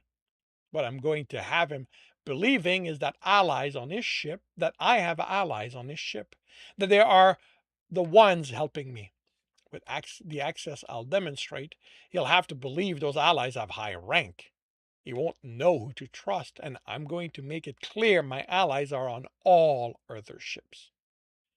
How are you going to do that? By giving him names of Earther ships working with him. He can replace his crew. With who? If I have so many allies, how can he know his next crew won't contain some? What if he doesn't tell anyone else? Then I'll make sure he tells them. Earthers have use computer created actors in all their movies. It's not going to be now. It's always been like that from their point of view. So Journey got copies of those programs. We can't make we don't have the training to make movies.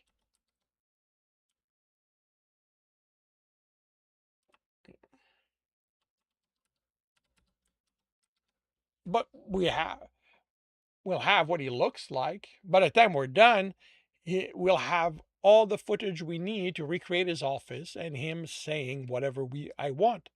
Another way to show him he doesn't have control anymore.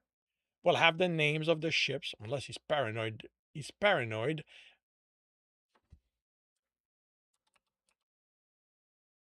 And unless he's that paranoid, their tags. So we'll be able to make sure the message reaches them. And if that proves not to be enough, then they'll have to deal with the destruction I bring down on them. I'm not bluffing with this. If they don't listen, I will kill each and every one of those who comes after my family. No warning, no asking for explanation. They'll be dead. She nodded. You don't like that I'm already thinking about them screwing me over, do you? I'm not concerned with what will happen after. All I care about right now is this hunt. That you won't destroy yourself in the process of accomplishing it. What takes place after? She smiles. Well, I believe that anyone should protect their family as they see fit if they are attacked. And you're satisfied I'm not doing that anymore? I'm satisfied you aren't going to start an open war. As for not destroying yourself, the only way I can be certain that won't happen is if you abandon your hunt or hand it over to your alpha. Not happening. She nodded. Then I'll see you next week. Gods be praised, Roger K. exclaimed when Jimmy entered the room. They have returned our beta to us. Very funny, he replied. You know I'm also the engineer. Civilian rank doesn't stop other betas from being with their pack, Newell said. Well, Kellen said, special ops pack like ours are expected to be able to function even if our betas is otherwise occupied. And we do function, Jeremiah said, grinning lewdly. And you can demonstrate that after you've gone through the training I have in mind for you. Come on up, the lot of you. I have the training section for half this shift. You aren't making me waste that time. Jeremy sat on the couch, looking over the footage and sipping his cup when the door opened and Growl entered, fur damp. Had fun? He asked, quickly making a note to have Noelle go through extra combat training. Trolls had taken her down too easily. Exercising with Brel, a massage with dress afterward, and sex, always a good combination.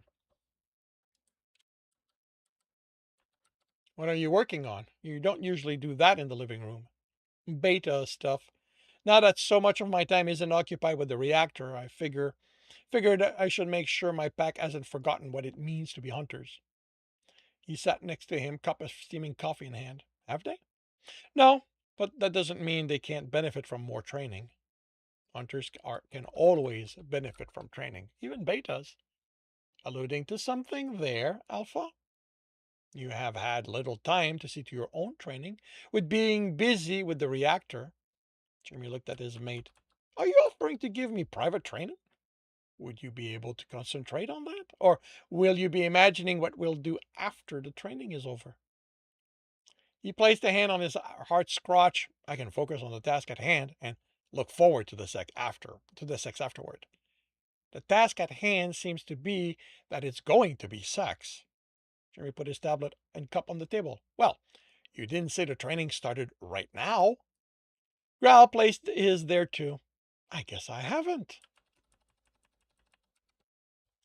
Jeremy hit the mat with a grunt, then rolled to a couch, watching the mail before him. This hunter was determined to show he could take it. This hunter he was determined to show he could take down. Growl grinned at him. He wasn't even panting. Jimmy launched, tackled him, and they fell back, only for him to fly off as Growl hit the mat and pushed him off. By the time Jeremy was back on his feet, Growl was standing, waiting on him.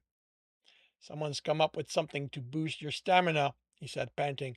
I shouldn't be the one out of breath right now. Being your mate has done wonders for my endurance. That, combined with learning to minimize my movement when fighting, has made a lot of difference. If you're ever interested, you could help make my hunters truly remarkable. You say that like I don't already have sex with a number of them. He stayed where he was. Growl would have to be the one to initiate this bout. Clearly not the way you do it with me. If they haven't noticed all the winning, if they haven't been noticed as winning all their fights.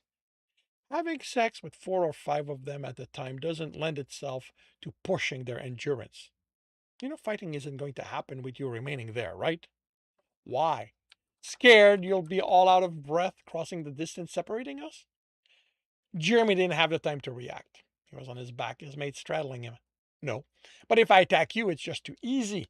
All that stamina you have, you see? All that stamina I have, you see? Right. That's why Brillandrirano Carotif Rec Frem has you on your back most fight. You're talking with my friends? Why do you think I insist on those get together? How else am I going to get all the little details of your life? Asking me to start with. He stood and offered Jeremy a hand, visiting them. He took it, and Growl pulled him up. Yes, but then I don't get to be all sneaky about asking questions. He turned before his male let go, had him over his shoulder and onto his back. And keep you distracted so I can properly plant my feet. He panted, You're heavy. And you still pulled this off. I'm impressed. Leverage does wonder, or so she told me. I'm glad she was right. He sat next to him. But this took more out of me than I expected. Growl pulled him. I guess that means the training is over. Jimmy rubbed his cheek against his muzzle. Or we can say this is just working on your building up your stamina. Jeremy ran alongside his son, then darted away in between the trees, picking up speed to close the distance between him and the animal. Rudy had asked him to go on this hunt with him, and he'd been delighted to agree. He'd specifically asked the station's hunting forest for an animal that needed 2 people to hunt. The Scaritamis was a fast animal with claws that let it make quick turns, as well as easily run flush. It was also sensitive to sound, so nearly impossible to surprise. Forcing it into one of the hunter's path was the only way to catch up to one. This one was younger, so good for 2 people. He jumped ahead of it. Boo! It turned away, sending dirt and grass at him toward his son. Rudy let out a roar, and when Jeremy reached them, the animal was cut and bleeding, as was his son. He moved to keep it from running off, and Rudy jumped on its back, planting claws, then biting its neck. Jeremy didn't hear the spine snap, but the animal went limp, folding and sending Rudy off with a mouthful of fur and muscle. He spat it out and grinned. We will eat well! That we will. Jeremy hugged his son. Thanks for doing this with me. It's my pleasure. You're becoming quite the hunter. No, I'm not. Jeremy raised his son's head. You brought it down by yourself. But I'm not a hunter, not like you are father. I don't want to go on those kinds of hunts. All right, you don't have to. You can be whatever you want. I want to help people. I want to make them. I want to make them better. Medic? Rudy shook his head. I'm going to be a doctor. And that concludes chapter 62 of The Engineer's Family. If you are enjoying this, please leave a like. If you want to know when the next chapter will be up, subscribe and hit the bell. If you want to read this story, it's available on my Patreon as well as Ream Story. If you are looking to listen to these live, it's every Tuesday morning, 8 a.m. Eastern Time on Twitch and YouTube. Links are in the notes, and with that, I shall wish you a good day. Hey, Chorna! Welcome to the stream. Thank you very much for the raid.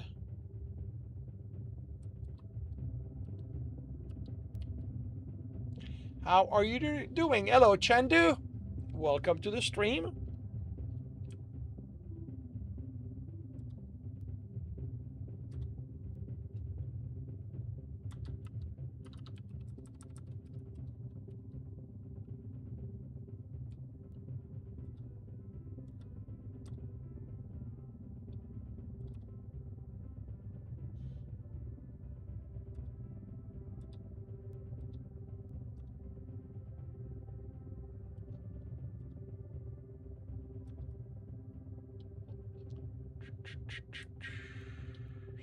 So 14th comes 16th.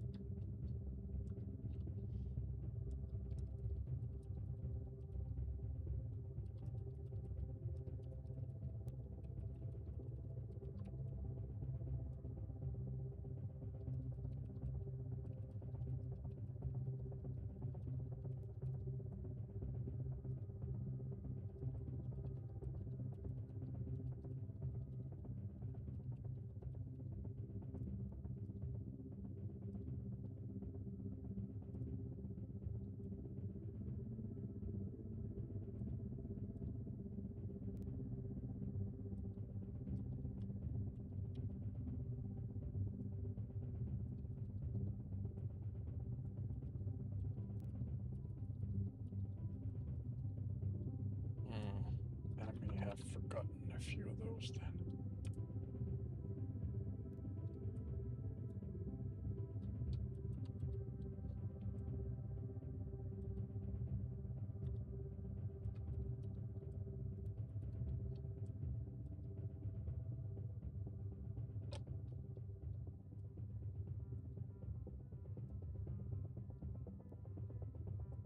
Be right back.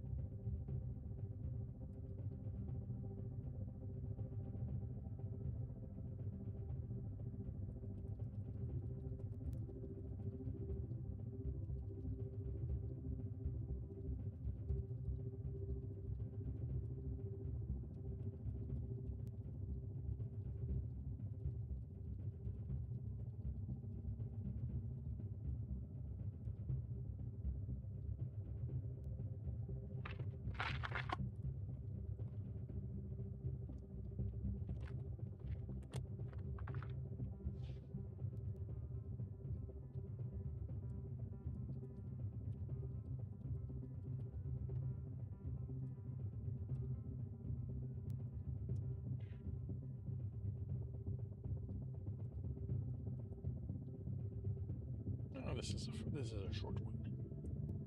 Alrighty. Confirming microphone is on. Turning off desktop audio.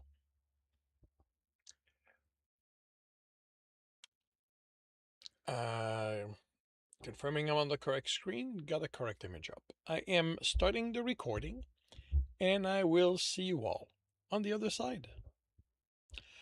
Welcome back to another reading and correcting with me, Kindar, the Tiger Writes, and Ty, the Tiger Supervisor. These are where I read a chapter from one of my stories and correct it as I go. If you want to listen to these live, it's every Tuesday morning, 8 a.m. Eastern Time on Twitch and YouTube. And if you are looking to support me, that is on my Patreon. Today we are doing chapter 63 of The Engineer's Family. His tablet buzzed as he dunked the cube of meat in the sauce. He tapped it. Go. Okay. Actually, I need to change that, because I'm not indicating whose point of view this is. Gurgran's tablet buzzed as he dunked the cube of meat in the sauce. He tapped it. Go. He popped the cube, then popped the cube in his mouth. Alpha, there has been another theft reported. The data has just arrived. He swallowed. I'm on my way. He pocketed the tablet, then leaned over to rub his muzzle against Jer's cheek, then Tom's muzzle. Sorry. Go be the Alpha, Tom said. He went to the other side of the tablet and rubbed muzzle with Rudy and Tammy. I'll be back as quickly as possible. We're watching Yamarika Siran's march, she said, disappointed. I know.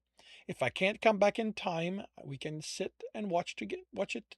We can sit together and watch it later, okay? She nodded, and he left his family. He entered the room to the map of the previous attacks, along with the zones of likely location for the Halan's base of operation. Oof, that's a little clunky. Up.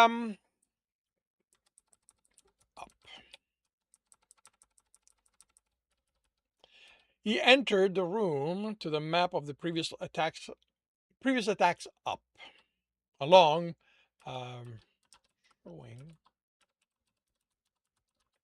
showing as well the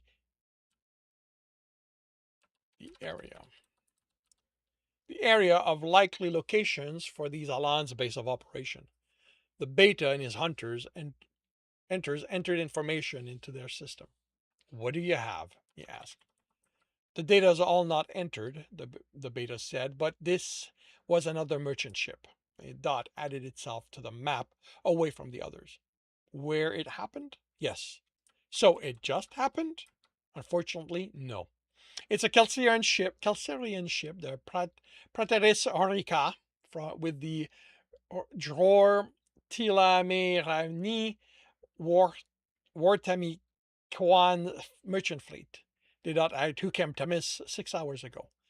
A station close to the Carciteron section of the unclaimed territories flashed.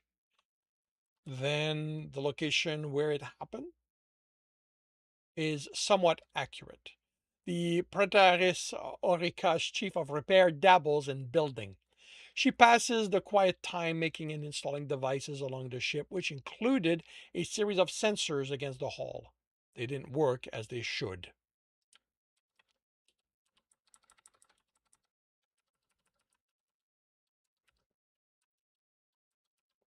They didn't work as they should, which is why you don't let amateur do builders work, one of the hunters said.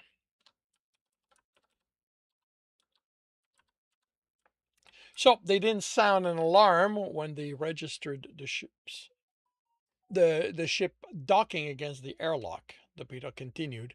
But each device also kept a timeline, so we know when it happened, which lets us work back to where the ship was at the time. It's accurate within a couple of light years until we can contact a ship that might have been scanning that part of space. Using our estimate for what the Holland shuttles can do, we can add this to the possible location of their base of operation. A new circle appeared.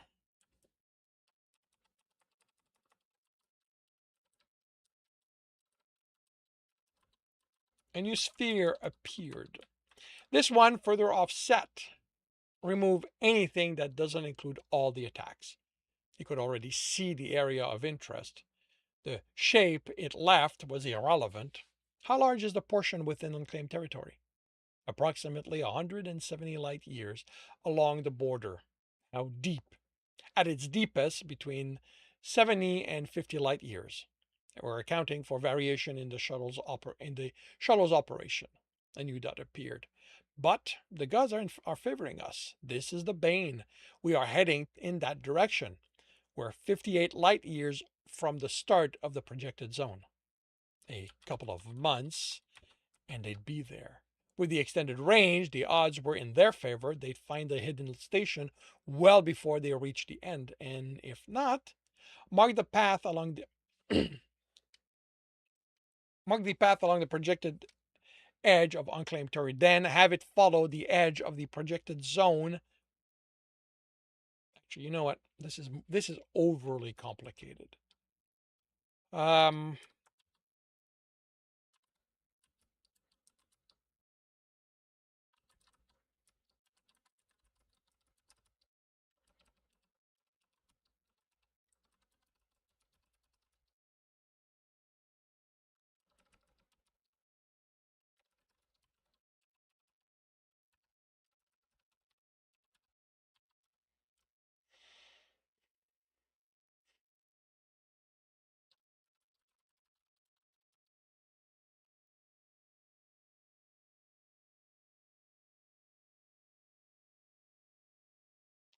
so it's an area covered by this projection to the pilot, so they can.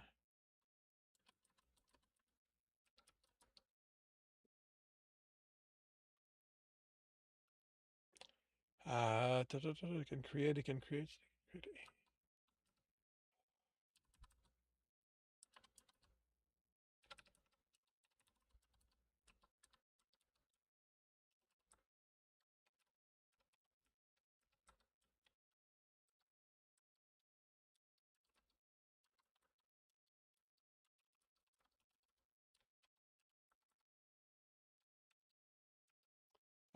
Send the area covered by this projection to the pilot so they can create a trajectory to scan all of it.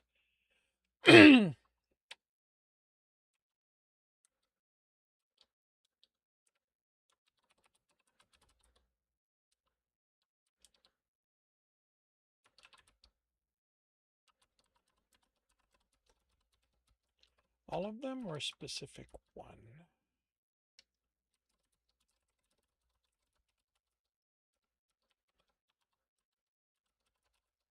Send it to Tom. He knows the band capability better than anyone else. I'll give him my instructions directly. Yes, Alpha. He left. Tom, he called his mate. Growl? You're going to receive a map. You're going to receive a map.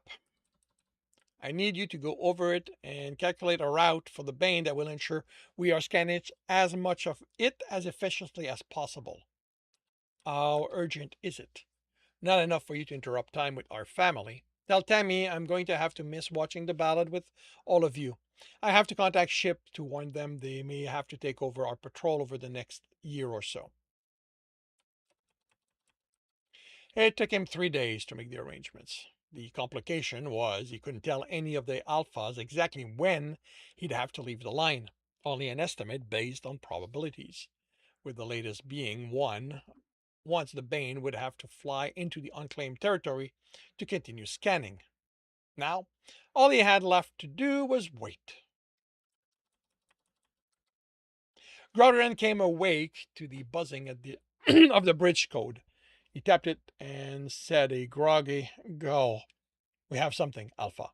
He sat, and Jer tried to pull him down with a mumbled, sleepy promise. "How confident are you it's our prey?" "It's alloys."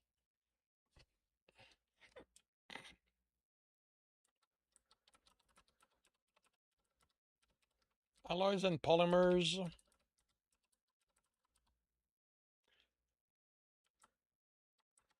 It's alloys, polymers, and electronic signals where there shouldn't be any. He got out of bed. "I'm on my way." He put his pants on and grabbed his vest and left. He stepped onto the bridge. "Show me." The beta stepped out of the center.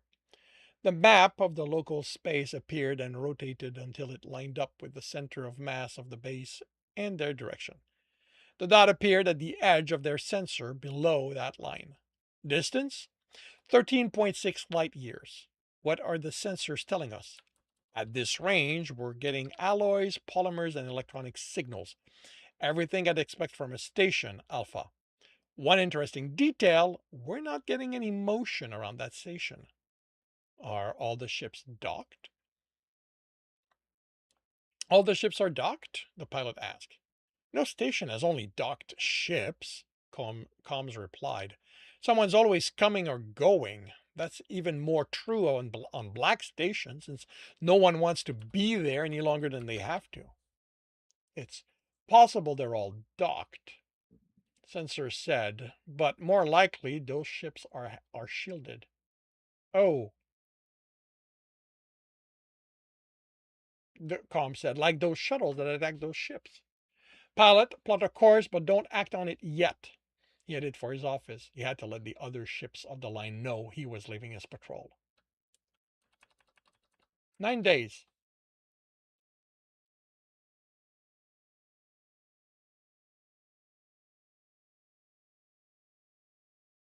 15 light years. Yeah, that makes sense.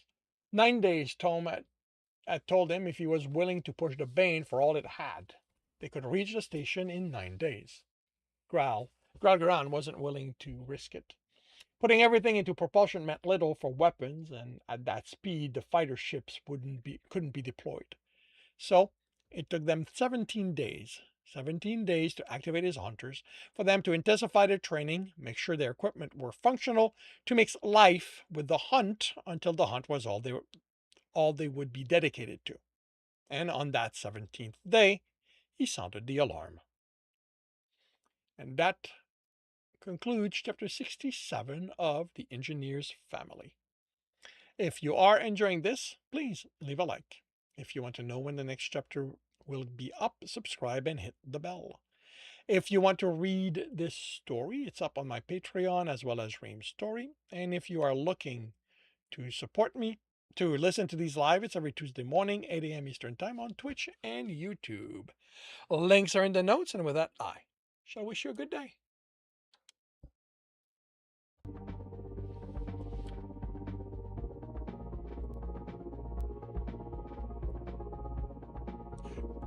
A few short chapters today, so making good time.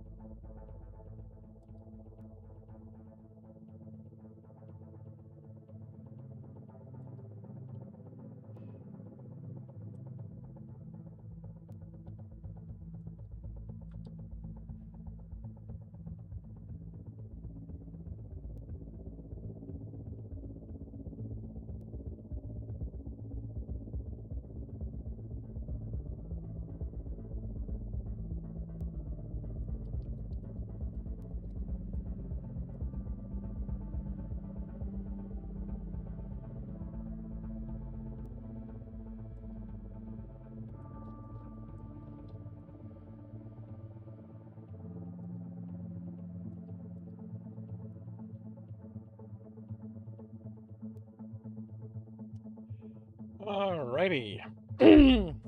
Confirming microphone is on. Turning off desktop audio.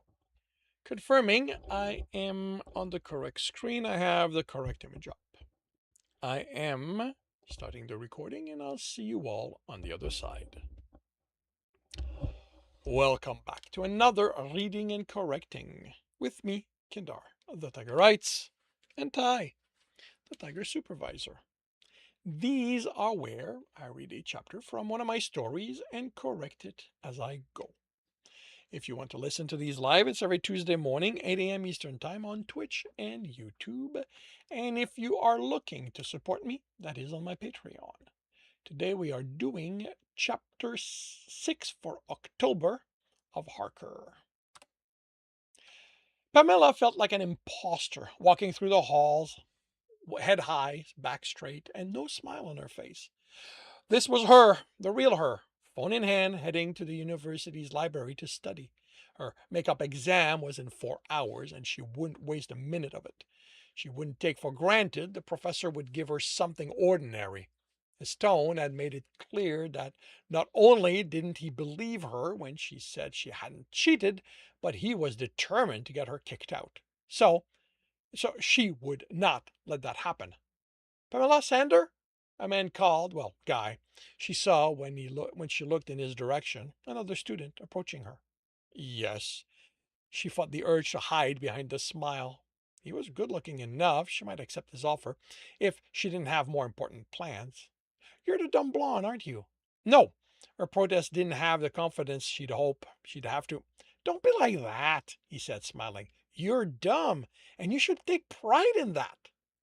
She smiled back. I am? She played with her long hair. His smile broadened. Yes, and I love myself a dumb blonde. He grabbed her hip and pulled her against him, causing her to giggle. Whoops, wrong place. Causing her to giggle. How about you come to my dorm and I show you just how much I can enjoy you? He ground against her, and she giggled again. Didn't she have something to do? She looked at her phone. Something to do with that and her classes? Put that away, he said. You won't need it with me. He beamed. You aren't going to need anything but me. Well, if she wasn't going to need it, she put it in her pocket.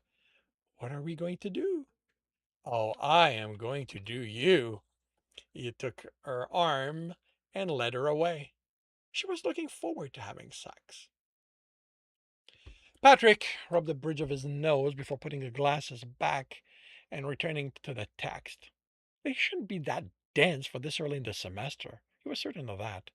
Forensic science or not, he wasn't sure he'd pass this. Okay. Certain of that. This is a comma. Forensic science or not. He wasn't sure he'd pass this class, but he certainly wasn't giving up on it. The door opened and closed. He didn't look up. How did it go? It was amazing, Pamela replied, and he chuckled. Glad her test had been that good. He'd hated how He'd hated how concerned she'd been about her professor expelling her. The hug surprised him. What was that for? He asked, looking up as she dropped into her chair. Because you're the best bro ever. He closed his mouth on his question. She was probably high from her victory. He returned to his reading, which lasted only a few minutes. Why is this so hard? His sister whined, and he stared. Pamela complained and bitched. She didn't whine. Maybe she was tired. What's wrong? This. She waved at her phone. Why did I have to choose this? I'll never pass. He stifled a groan. Pamela, don't do this right now. She stared at him. Do what? She even played with her hair to further the act. Act dumb. You know I hate it when you do that, and I thought you decided you weren't doing that anymore. She giggled. It's not an act, dummy. I am dumb, and there's nothing wrong with that. Harvey said so. Who's Harvey? He asked, trying to understand what was going on. Her phone rang, and she giggled, showing him the caller ID, Harvey Salas. Hi, honey. she said, phone to her ear, smiling and rolling her hair around her finger. I'm in my dorm, she pouted. Studying. She brightened. Sure, I'd love to see you again. I'll be right there. She stood. What are you doing? He asked, still trying to understand. I'm going to see Harvey, silly. Sex with him is way more fun than studying. What? Pamela, stop! What is wrong with you? Nothing, Patrick. I'm perfectly fine. Don't wait up. She gave him a finger's wave, and was out the door. What the fuck? He got to his feet. Richard! He stepped to the corridor, but she was already gone. About time your brain kicked into gear. Harvey Salas, part-time in the management course. Average score at this point. When did you manage to get into the school's server? He stepped outside, but didn't see her. Didn't. I'm in his phone. The man's a player, let me tell you that. He has a lot of pictures of girls and women, and how the fuck does he get anyone to agree to that? Oh, I am not letting you keep those of your sister. If not for how Pamela was acting, he'd stop Richard. He didn't agree with her act, but it was her decision. Except that hadn't been an act. She had teased him with it. She has teased him with it before, but didn't keep it up once he told her he didn't have the patience for it. That meant they had a parahuman in the student body. Where is he? Currently in the Jules Below dining hall. Rick took his phone out, but the map appeared before him, and he used it to orient himself. Okay, got some bad news. I found where she met him. I do love crowded halls. Just after lunch, not sure where she was headed, but she had all her computer text tabbed on her phone, so what's the bad news? Richard. She never went to her test. Fuck, what? Why? They met and she acted dumb, and she wasn't acting. She left with him, went to his dorm, and based on the pictures, had a lot of fun. Patrick stopped. As much as he wanted to find the guy and smash his head in a wall, he wasn't Ghost, and this wasn't the back alley where he was stopping a mugging. Show me the closest security office. You're really going to trust those guys? A dot flashed 2 buildings over by the coffee shop and electronics store. He ran. It's their job. And it's the police job to keep the street of the bricks safe. And how did that go again? This isn't there. Sure it isn't. The office was small, squeezed between the 2 shops. The 2 campus security were playing cards. I need your help. They both stood. What's the problem? The taller of the 2 asked. Some parahuman is mind controlling my sister. Her name, the other asked. Pamela Sander. His name's Harvey. I don't know how, but he's got hurt. But he's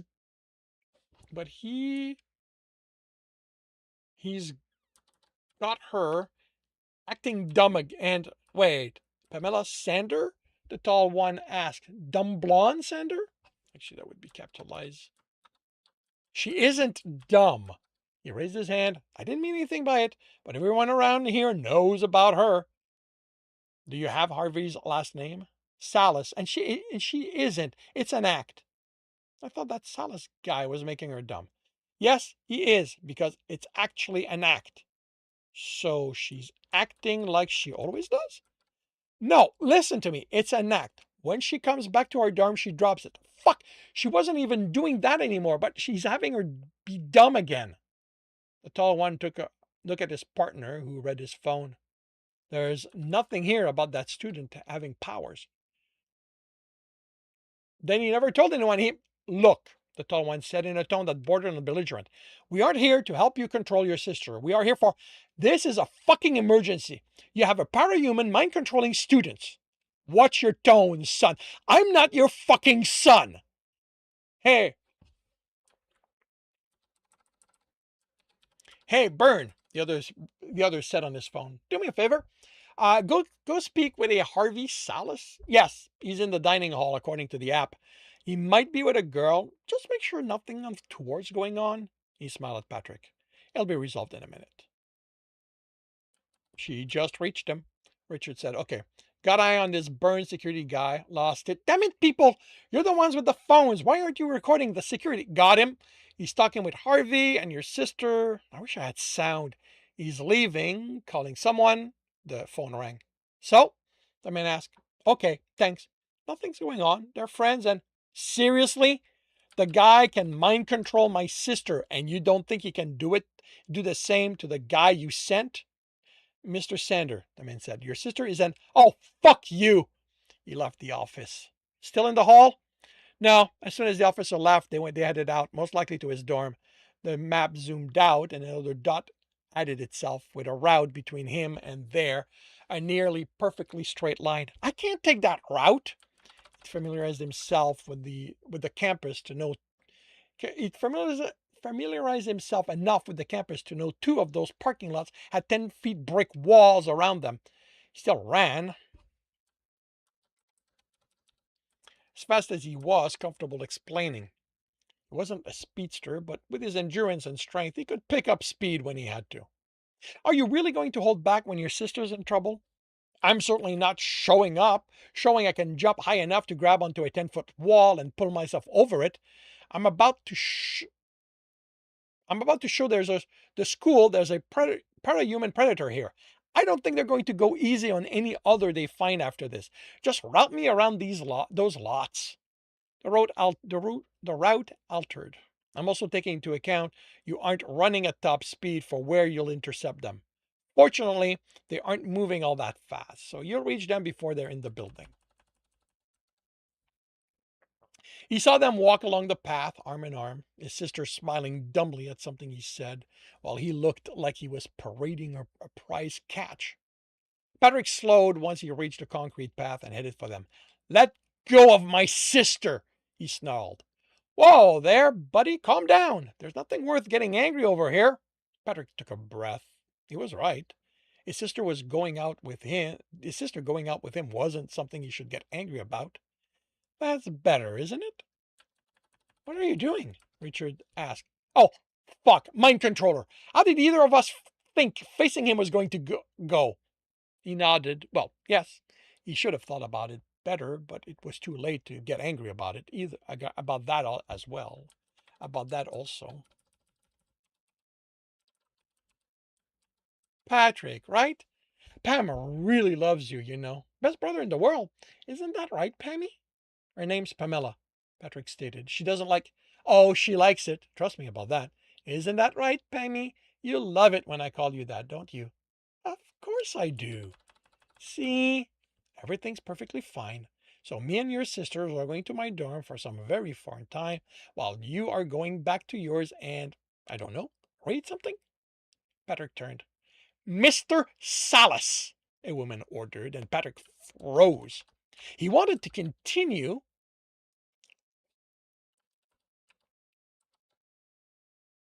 He wanted to continue moving, but his body wouldn't obey him. Out of the corner of his eye, Harvey turned to face the speaker. Everything's fine, Ma. Do you really think that's going to work on me? Patrick's body turned to face her of its own accord, although all he wanted was to return to his dorm as Harvey had instructed. She was older. She could easily be someone's grandmother, although she looked angry enough. He didn't want to be on the receiving end of that. I swear, everything's fine. I was just. Oh, stop it. You were broadcasting how smug you were. I'd have noticed even if I wasn't already on my way here. I'm not doing anything. Pain lanced through Patrick's mind and he staggered. Pamela let out a pained cry. I apologized for the pain, the grandmother said. Unfortunately, there was no other way to remove the hooks he put into both of you. Patrick steadied himself, then glared at Harvey, but before he could act, Pamela punched him in the face. How fucking dare you do that to me? Calm down, Patty. She punched him again. My name is Pamela, you fuck! Miss Sender, the grandmother said as she wound for a kick. Maybe you should let me deal with this? And who are you? Patrick asked, having more experience in reining in his anger. My name is Wilma. I'm a parahuman with telepathic power. I'm visiting my grandson, and as I said, he was broadcasting loudly. All right. She's doing something to you, Patrick, Richard said. She was already on her way, so someone had told her. I'm trying to keep the situation from escalating, Richard, she said, and Patrick frowned. Telepath, Patrick, if you aren't exactly shielding your thoughts either. Don't worry, I'm not probing. I just want all three of you to know that these security gentlemen who are approaching will deal with this troublemaker, and I'll make sure Mr. Salas doesn't get to use his power on anyone here. If I may recommend that you return to your dorms, I'm sure you both want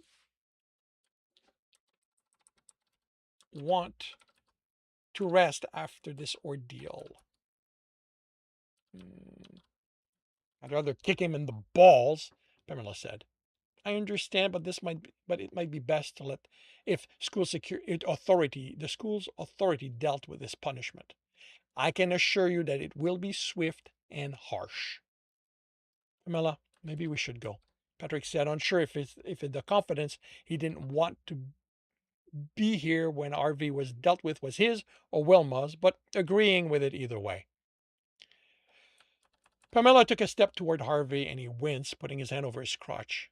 You even look at me again and I'm going to fucking hurt you, rejoined Patrick. Let's get out of here. As soon as they reached their dorm, she grabbed her shower bag. I need a shower. Patrick watched her leave, still unable to say anything. Richard had given him a play-by-play of Harvey being brought to one of the security office. Hadn't been able to tell him anything after that because no one had a working phone in it, but they hadn't exited yet, or by the time Pamela returned. Pamela, he started. Don't you fucking dare say you should have been there to protect me. I don't fucking need your protection. I'm able to protect myself. I don't need. He hugged her as tightly as he could, and after a second, she hugged him back. Then she sobbed. Why me? What did I do to deserve that? You didn't do anything. You did, and you didn't deserve what he did to you. He had no right, and he fucking better hope they make him pay. Otherwise, I'm going to find him and stop. I don't need you avenging me any more than I need you protecting me. I should have. No, Patrick. If I didn't have to do anything to deserve this, you don't have to take the blame either. I don't know. Just have to learn to deal with this. There's got to be more. Richard, what kind of service does the school offer to? Richard, don't answer him. She looked him in the eyes. I can deal with this. And yes, I can find a counselor to talk about this without you doing all the work. Her phone rang. Yes. She answered it hesitatingly after looking at the display. Yes, I can come in. Yes, Patrick can come too. She put it away. The dean wants to talk to us. Oh, that was quick, Richard said. Up close, the dean was more imposing than she'd been on the stage. Or maybe it was the situation. The seriousness. Okay, I need to change that because I need to establish who the point of view is. Up close, Patrick found the dean more imposing than she had been on stage. Or maybe it was the situation. The seriousness of her expression. I've called your mother and told her what happened. I've asked her to wait for your call. Why? Pamela asked.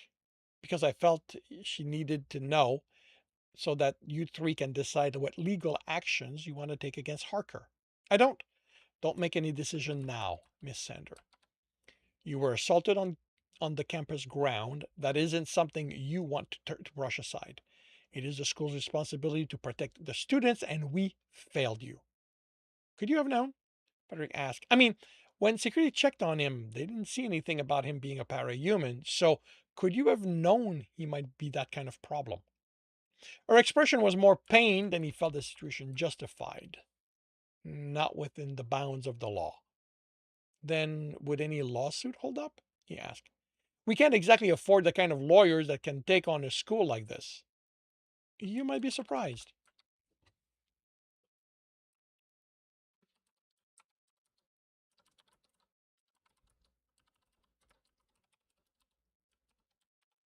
You might be surprised, she said, smiling. But I give you my word that if you decide to sue Harker, I will ensure it happens fairly. I'd rather know the asshole is going to be punished, Pamela said. That I can promise you will happen. Mr. Salas will be prosecuted for multiple mental and physical assault. Well, Pamela struck in on herself, have to testify? That won't be for me to decide. But there are enough other victims on and off the campus that I don't see your testimony being crucial. How do you know there are others? Patrick asked. His phone contained his mementos, photographs of the women he assaulted. You aren't in them, Richard said as Pamela opened her mouth. I deleted them. There aren't any of you, Miss Sander. I guess he hadn't reached a point where he felt he had conquered you. His sister looked about to cry. Can I take her? Someone banged on the door. Open that fucking door! A woman yelled. The two of them exchanged confused expression. It's not locked, the dean finally said. The door slammed open and a woman their age stormed in. Actually, I do not describe her. I need to describe her.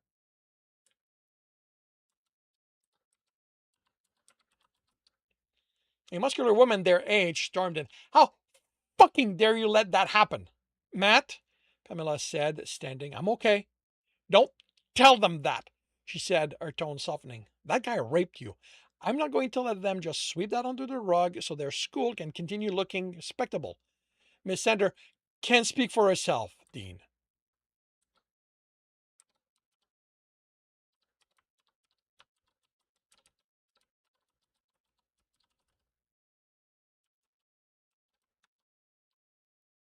Matilda, they aren't sweeping anything under the rug, and while I appreciate the intent, I don't need a protector or a defender. I'm not that dumb blonde girl anymore. I won't say no to support, but I can see to my own decisions. One of the sorority? Patrick asked. Matilda Sherman, the woman, said, not looking away from Pamela. You know what? I just realized the last name she's got.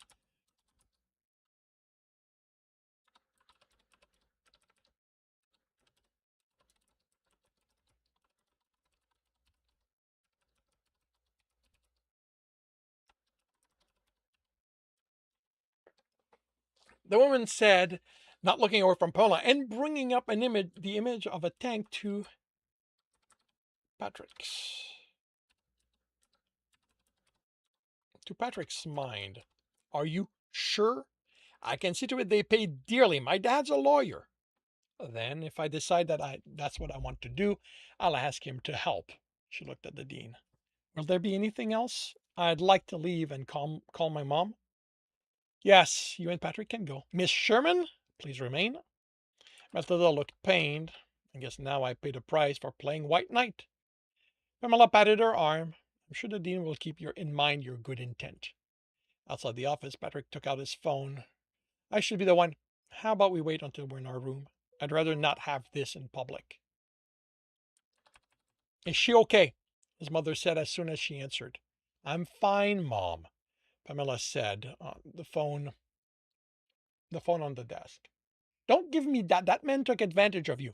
Used powers on you to make you do. Mom, I was there. I don't need you to tell me what he might have done. Of course. About the lawsuit, I don't want to talk about that right now, Mom. All right. I'll see about finding a flight that. No, Mom, you can't be alone at the time like this. Thanks a lot, Mom, Patrick said, chuckling.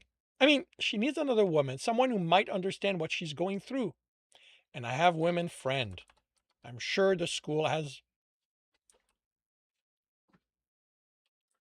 women counselors I'll be able to speak with, and Patrick is supportive. She squeezed his hand. Of course, I didn't mean. I'm sorry, Patrick. It's okay, Mom. I get it. But yes, you don't need to come, Pamela said. You'll be here for Thanksgiving, and you can dote over me for that entire weekend. All right. But I want you to call me the moment you're ready to sue them. Pamela sighed. I will, Mom. Bye. Bye, Mom, Patrick said. I love you. I love you both. He disconnected. Pamela sighed again. She's going to insist on suing them. There's good money in this kind of lawsuits. You really think that's why she wants to do it? She asked in disbelief. No, but it's still part of the reality of it. She doesn't make that much money. She doesn't make so much money that a settlement wouldn't make a real difference. If she saw any of that money, most of it will go to lawyers, doesn't it? He shrugged. Richard would know. I'm not getting involved in this, his friend said. I figure the matter's sensitive enough. Pamela doesn't need the basement dweller opinion on it. Thank you, Richard, she said, then stood. Patrick did the same. She headed for the door. If you don't mind, I'd rather be alone right now. Are you sure? She nodded, then left the room. And this concludes the October chapter 6 for Harker. If you are enjoying this, please leave a like. If you want to know when the next chapter will be up, subscribe and hit the bell. If you want to read this, it's on my Patreon and my website. And if you are looking to listen to these live, it's every Tuesday morning, 8 a.m. Eastern Time on Twitch and YouTube. Links are in the notes. And with that, I shall wish you a good day.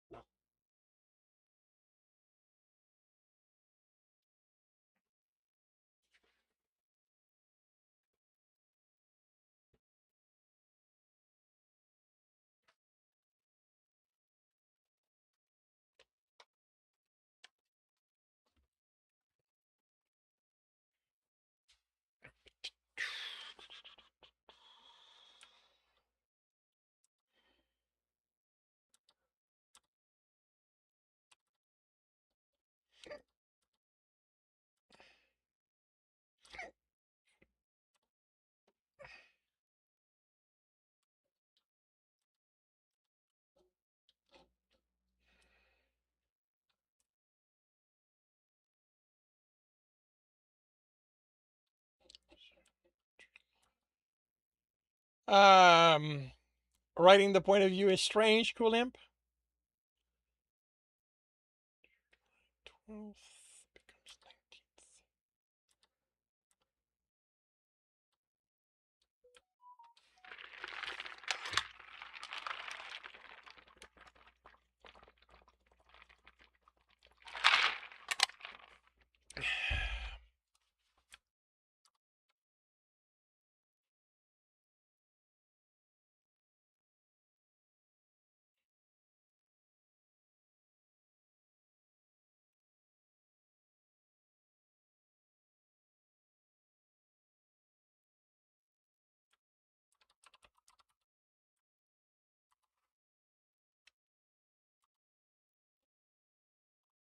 It's taking place in 1910.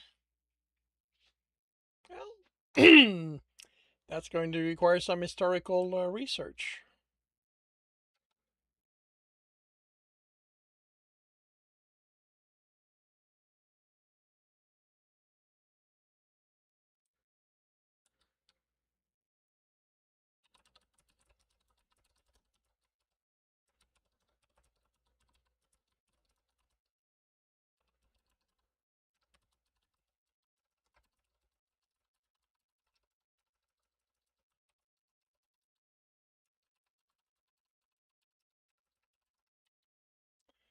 May not be something you can complete. You haven't fully adjusted to it yet.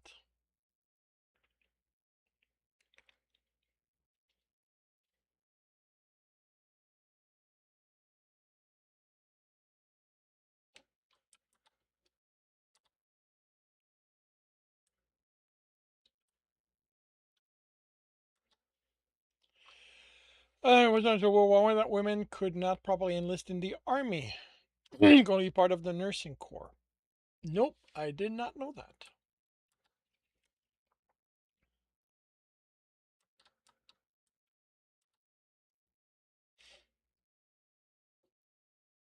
All right, let's start by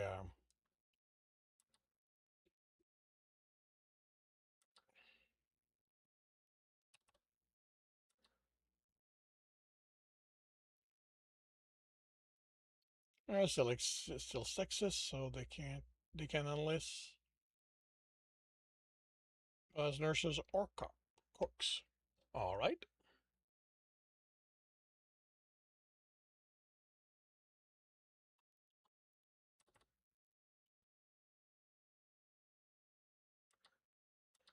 Only 2 carrier option unless you tether to a dragon. Cool. Well, cool that you've worked it out.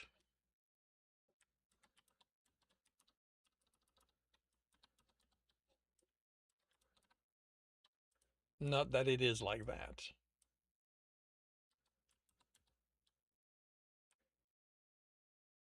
Uh, yeah, you don't need to go in. That's the only thing you need. So.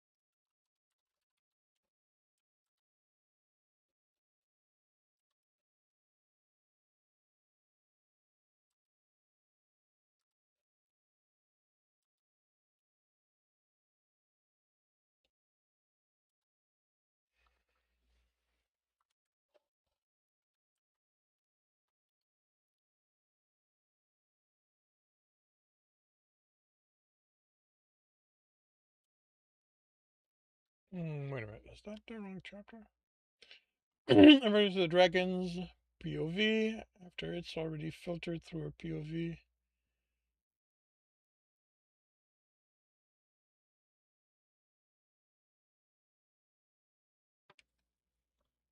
Okay.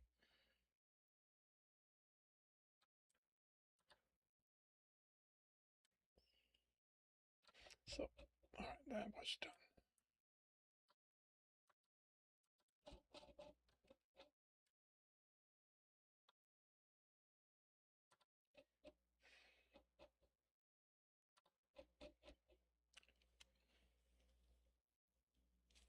Being at the third, human thought are completely free flow, so the dragon hears everything you think from your inner monologue.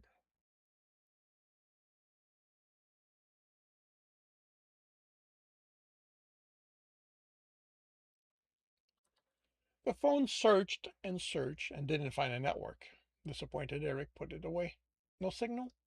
Shriya asked. He shook his head. Whatever they're using is too powerful. Makes you wonder what they're trying to jam.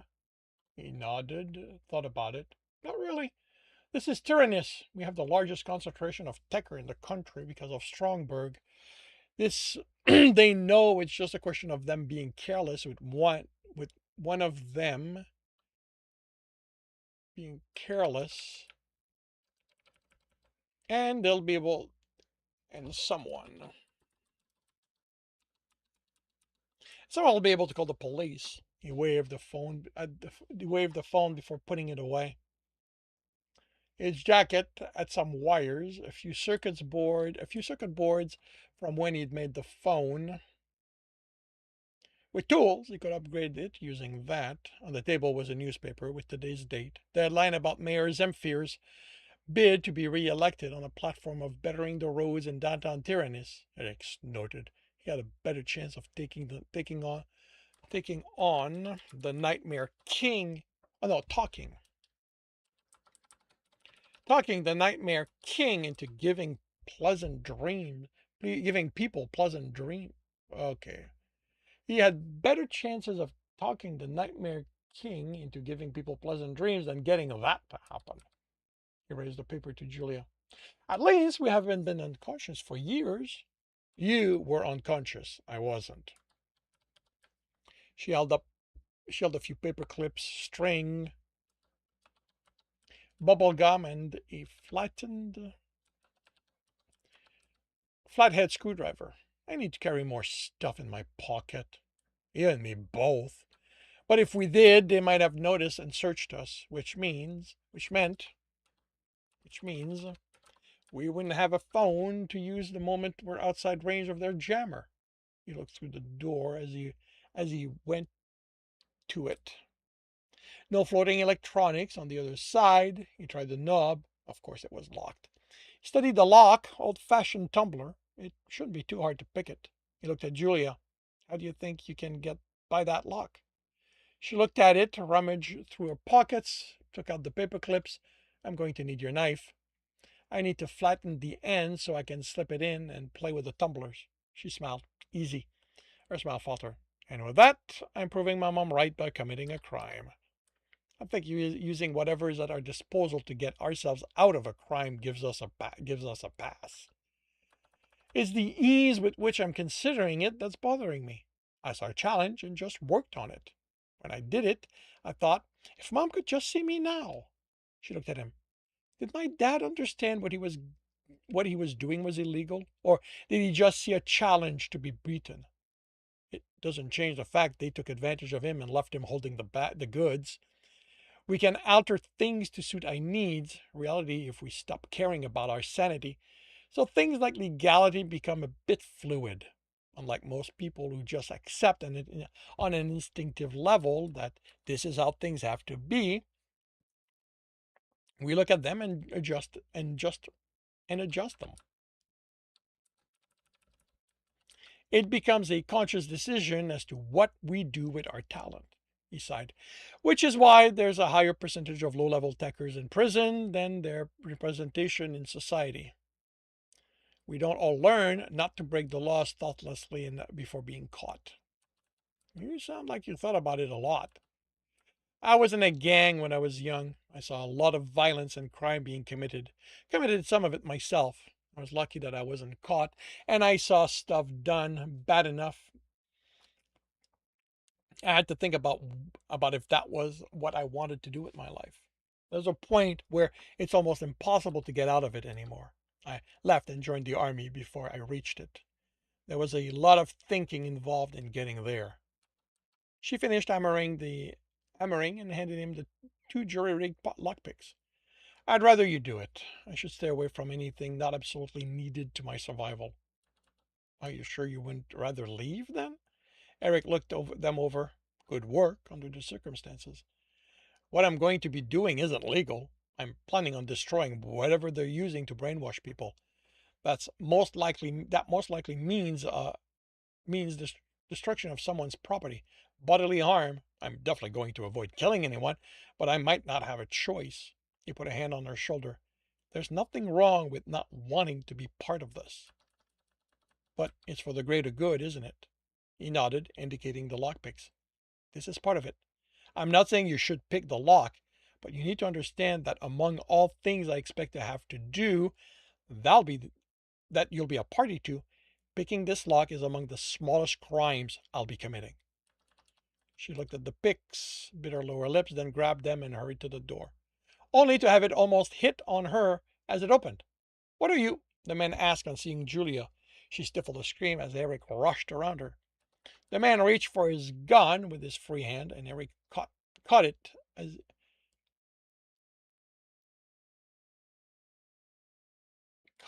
he raised it.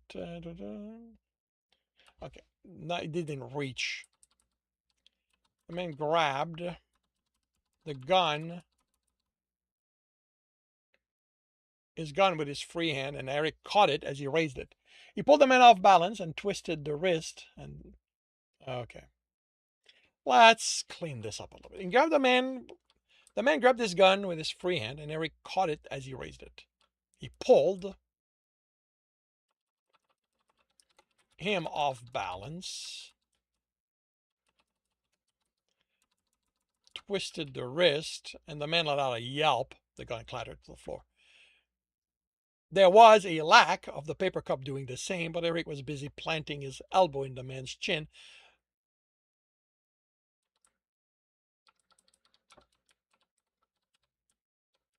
The man grunted as he hit the floor. Eric picked up the gun, pointed it in the man's face, considered, then hit him hard with the butt. The man went limp. He put the safety back on and checked on Julia. She was making a face, pulling the cup away from her lips. Too sweet. Eric raised an eyebrow. I wasn't going to let this go to waste. It's coffee. Aren't you young to be drinking that? I've been drinking coffee since I was 8. The only adult thing my mom let me do back then. I had to sneak out of my room to play with my dad's tool. She offered the cup. I'm not a fan of coffee. He stepped to the door. Two of them had left. The second could be right behind. How can you not be a coffee drinker? The hallway was deserted. 8 years in Izmir, they don't have coffee there. Instead, they make a delicious jasmine tea. The gray wall looked familiar in that he'd been in a similar building since. He looked further down, door upon doors, most of which were small window at head height. They were in a school. They couldn't be in Stroudsburg. Not with the building, not with the buildings there. None of the building there were left unattended. So this was one of the primary school peppered throughout the city. Those came and went as the population shifted. The swamp had been riddled with abandoned school as more and more families left for better districts. Do you remember how long they drove before taking you out? Did you see where we are? I had a bag over my head the entire time. I'd say an hour at the most. Eric tried to remember the layout of McCannon. The layout of McCannon, an hour could take them to any of the surrounding districts, many of which had residential neighborhoods, so schools. He didn't think McCannon had any, with the whole district being industrial now. He checked the area and didn't see the cluster of crazy tech he expected. But deeper in, he saw a bunch of computers and a few adult-sized things he didn't immediately understand. He saw 6 floating phones, so 6 people. No guns, so hopefully no trained guards. Eric worried that he couldn't find the second guard. They'd both been armed, hopefully. They'd been called away before they returned from their coffee run. Are we going for the computers? Yes. I'm not seeing anyone between us and there, but if anything happens, I want you to find cover. Get in one of the classrooms and wait for me to come get you. And if you can't? There was a catch in her voice. Eric looked at her. Then I need you to get out of the building and call the police. That'll probably be the only thing keeping them from brainwashing me. Can we be brainwashed? The question stopped Eric. I mean, our brains don't work. Our brain doesn't work like normal people, right? This isn't like Powered, where no one knows how they do what they do. There's been plenty of scans showing techer brains are different. So would what they're doing work on us? I never thought about it. It would depend on how many techers they've tested it on. Our brains are, brains are really different. You didn't know that? No, I never looked into it. I couldn't get the brain scan. You couldn't get a brain scan back in my days, and it didn't occur to me to do more research. To didn't occur to me more research might have happened. Yeah, about 20 years ago, they started scanning any techer who would let them. They couldn't work out which difference allowed us to do what we do, but they've noted a dozen differences common to all techers they scanned. There's been a few attempts to artificially recreate them in normal people, but those experiments were shut down real quick. I take it the result weren't good? Playing in someone's brain is never a good idea. Okay, I need you to be quiet now. Stay close and look around. If you see anything resembling the design of a gun, draw my attention to it. It's probably a guard. She nodded, and Eric carefully followed the wall, glancing around each corner to spot a guard not not carrying technology. It seemed unlikely, but he wasn't taking a chance with Julia behind him. The technology with the computers wasn't resolving itself into anything he understood.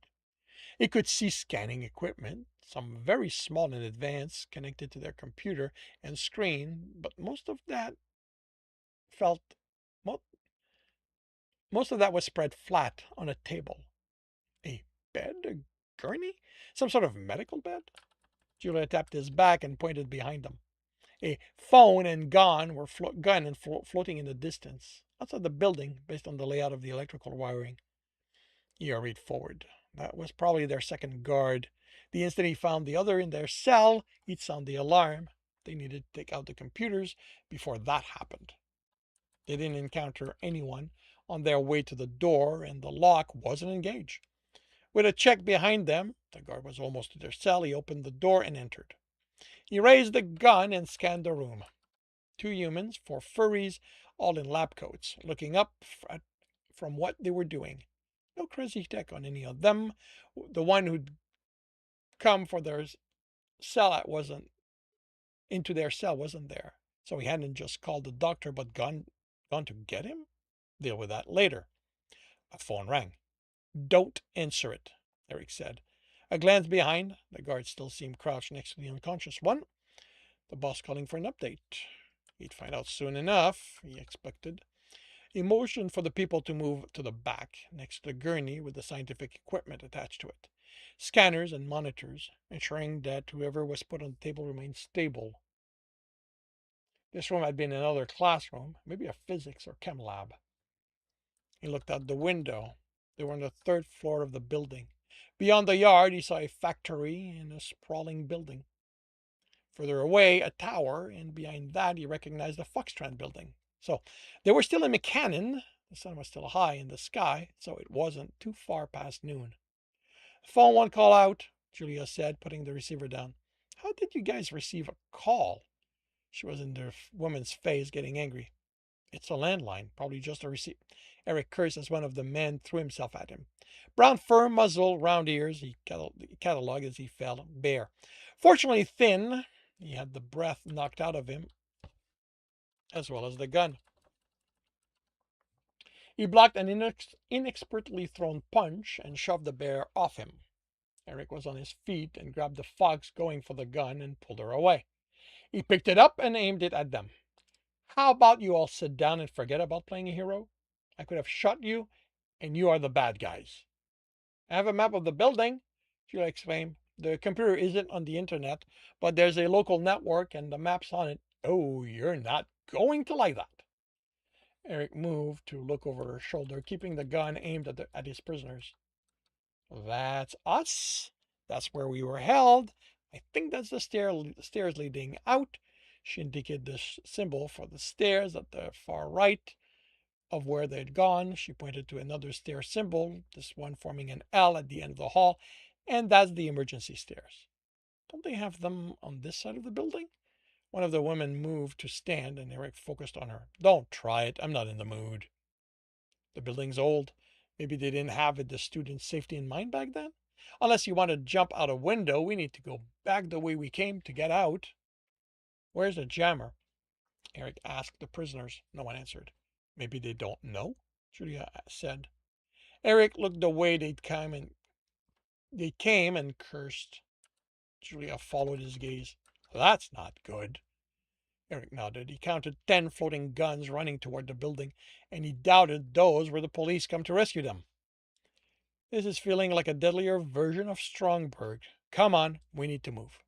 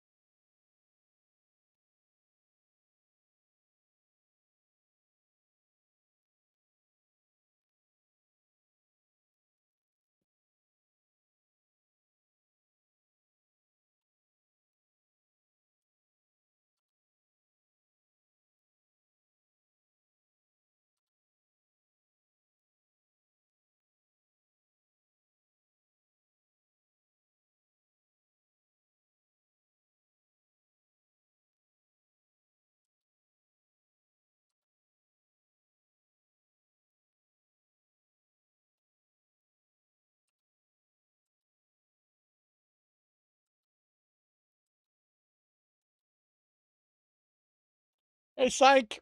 Welcome to the stream. How are you doing today?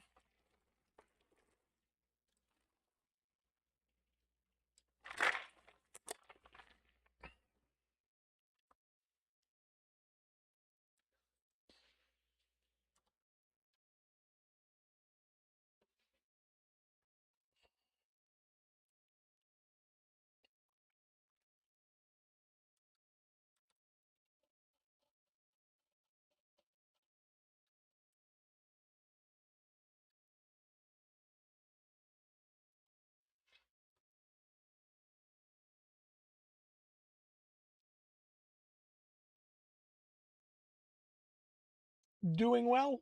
Very cool.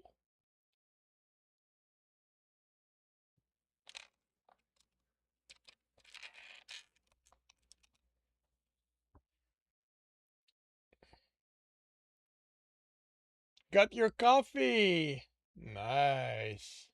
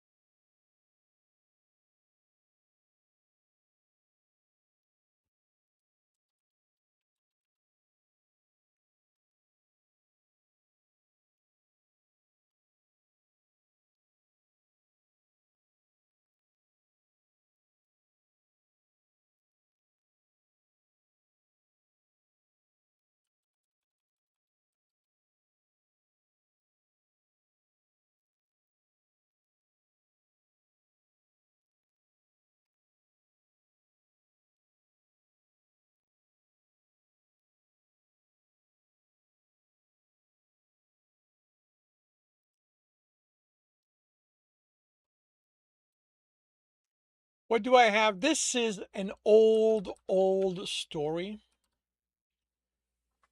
Well, I mean, it's not completed. I created a world, the world of Tyrannus, for my Patreon. And when I write a story for Tyrannus, it only goes to my Patreon. The thought was that if I offered something exclusive there, it would draw people. It never worked. Nobody cares enough about my writing to want to see something exclusive, which is fine. All of this was written for my own enjoyment. And the Reinhardt, okay, the world, I created the world so I could write any kind of story I wanted. So this is a world that's got magic, that's got furries, that's got humans, that's got super science, that's got superpowers. About the only thing it doesn't have are aliens. And so I set up rules like only furries can have powers and humans have access to super science. And um, I wrote stories.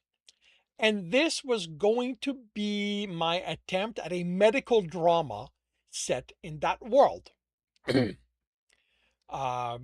Called the Reinhardts because it deals with three generations of doctors. The Samuel, the youngest one, who's doing his internship at the same hospital as his father, Richard. I think it's Richard. Who is the head? Who is a surgeon there, very well renowned, like very good, very renowned. They're lions, and the grandfather, who has a practice, is currently in the hospital because he had a heart attack, but he despises hospitals.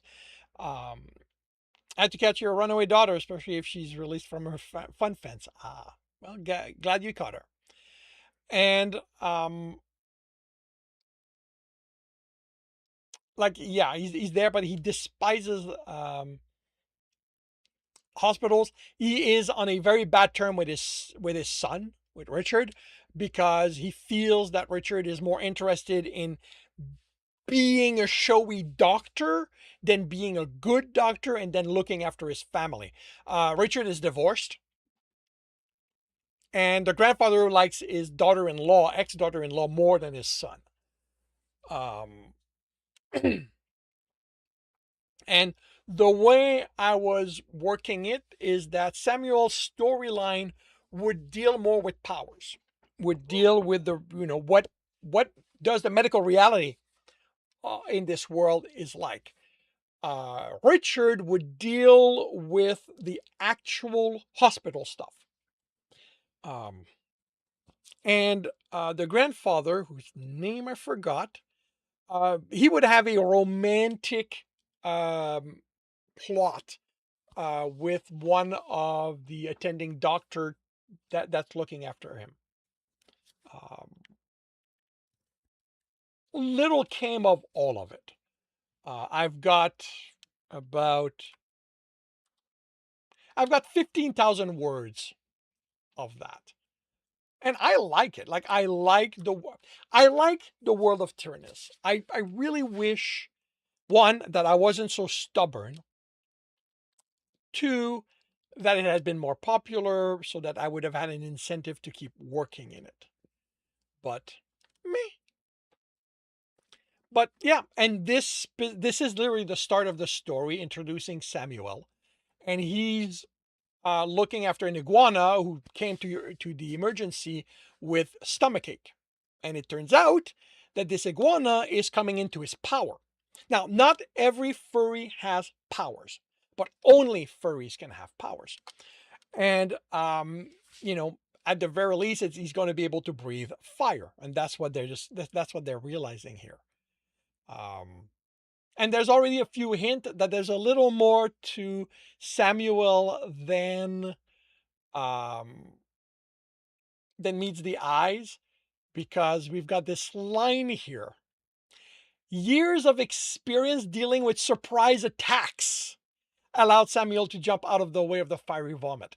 So, so Samuel has a history, and um, but yeah, like this is a world that to me is very comforting. I love just coming back when I've got nothing else to do and just reading something. It is a shared universe. Well, sorry, interconnected universe. It's not always direct, but every story is, because it's all set in the same world. Every story is in some relation connected to everything, to other stories. Like here, no, not here.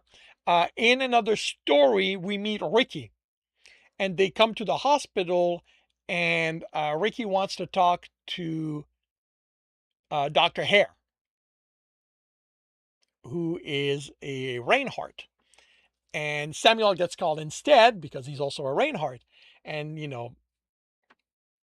Ricky goes, "You're not Dr. Hare." And so they find out that Ricky is one of his grandfather's patient. Um, is it the Mind story? You mean Mind Your Step, Angel?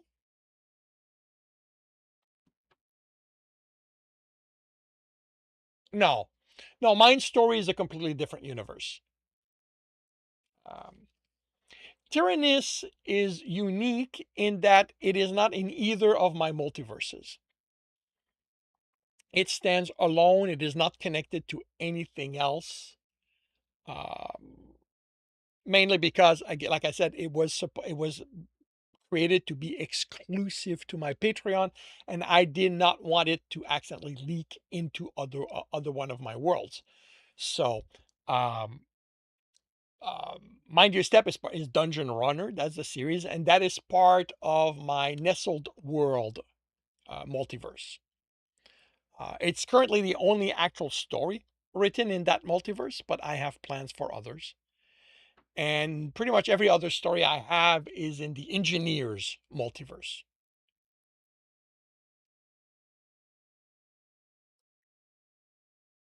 And that basically just means which story can be connected to others.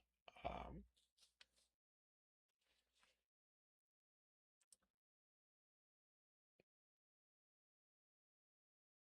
but yeah, like,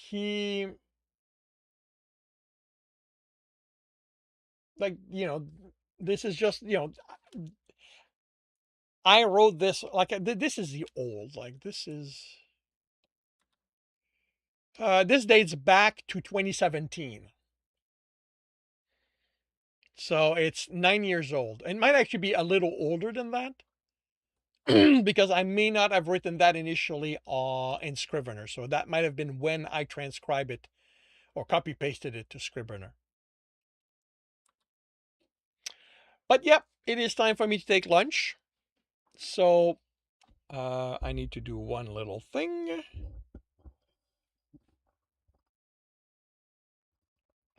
All right, I'll be back in about an hour, and I hope to see you then.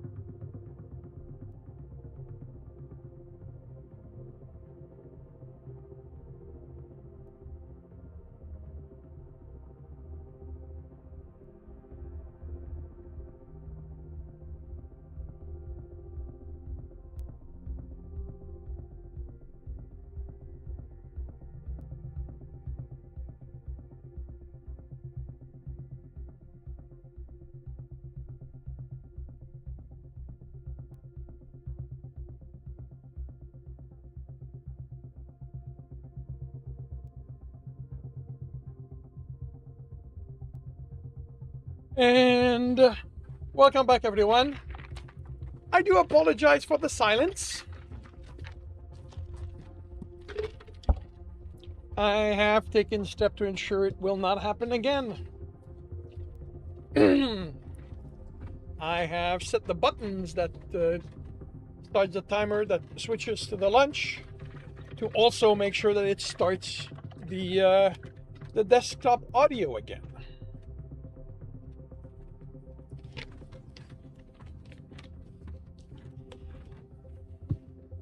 Don't become like Cat. What does Cat do on that level?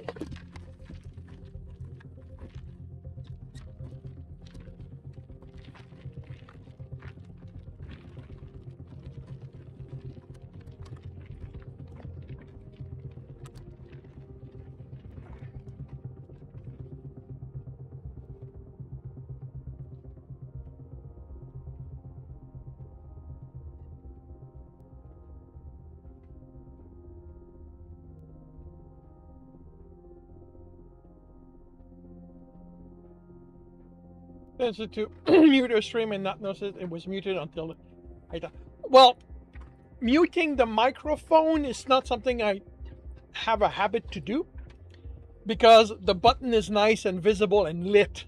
What will happen is Microsoft will change my settings, so everything on my board will look like on my microphone, but it's not picking up my microphone. So then somebody has to tell me they're not hearing me. The audio in this specific case is a case of me having done it so well for so long that I never bothered adjusting the button to make sure it was going to happen that way. So that the day I forget, I end up not having an audio. All right, this afternoon is chapter 10 of Family Trouble. Sorry, I'm the boss. Family Trouble is the name of the trilogy. It is a Tristan chapter.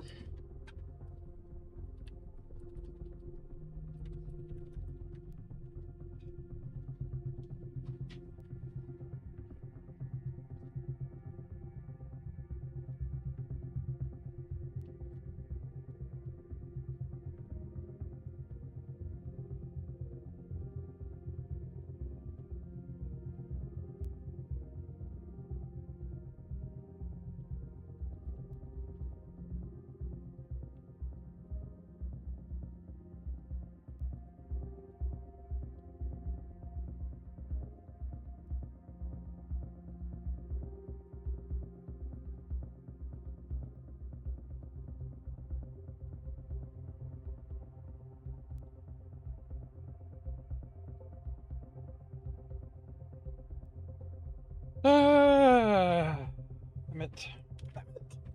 Damn it. I think I forgot that a few times.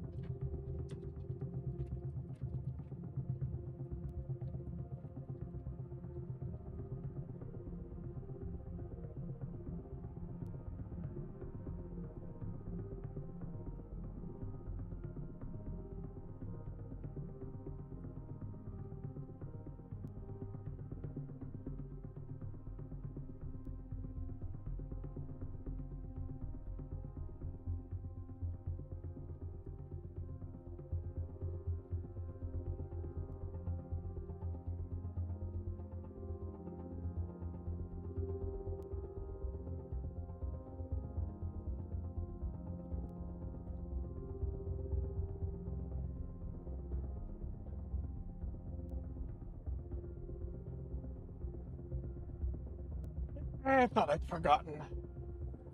Tristan does not use the term R because he knows.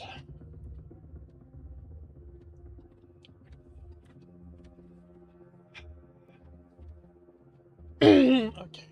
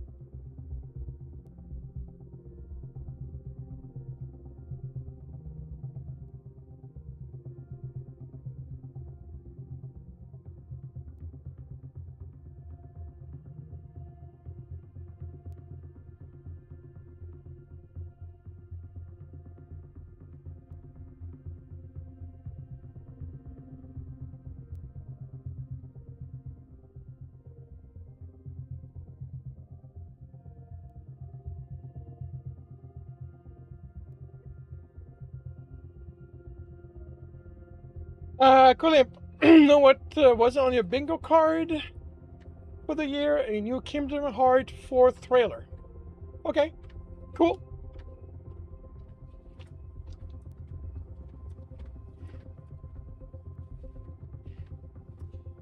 These AI should so know that if something's capitalized, you leave it alone.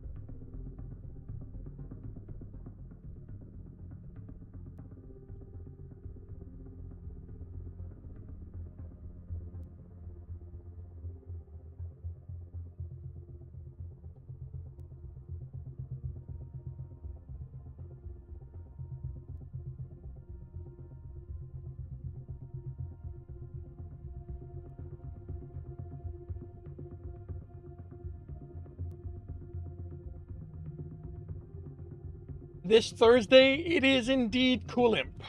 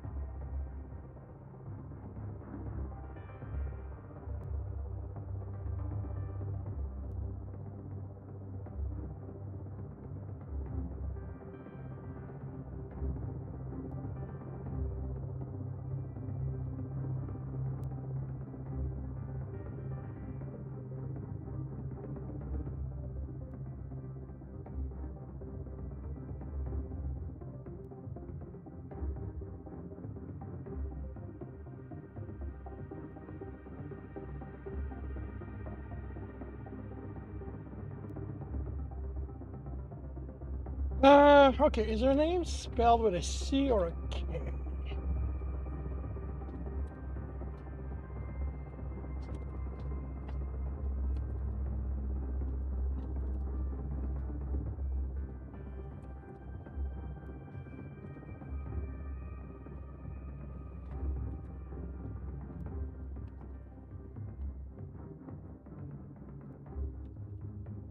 With a K.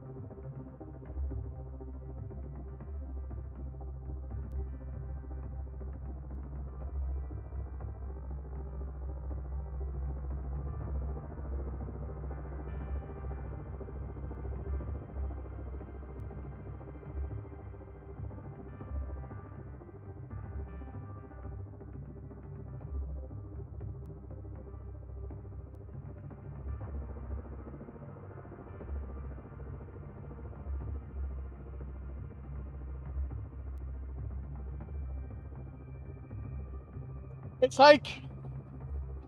Welcome back.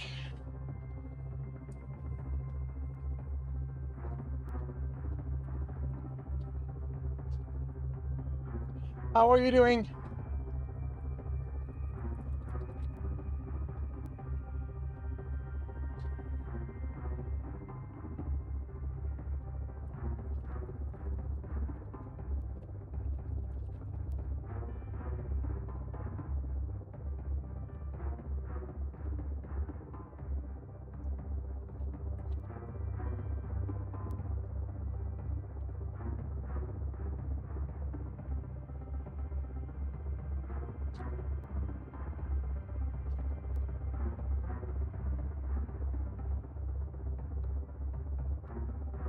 Good, thinking about the ancient history of your fantasy world.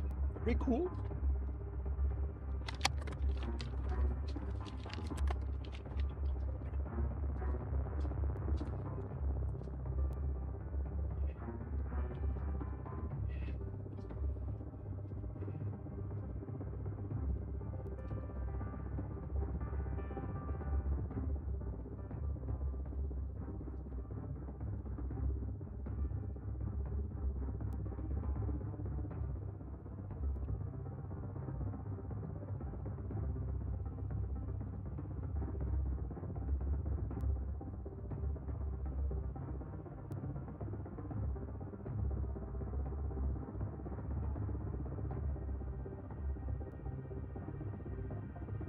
You got some mystery written down that you're organized from your brainstorming. Very cool.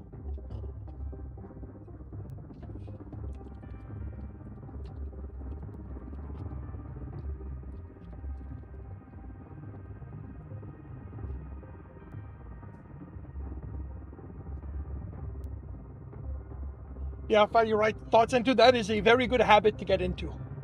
One I never did. Until I start working on a story, pretty much all my thoughts are in my head. Which means that a number of them go vanishing.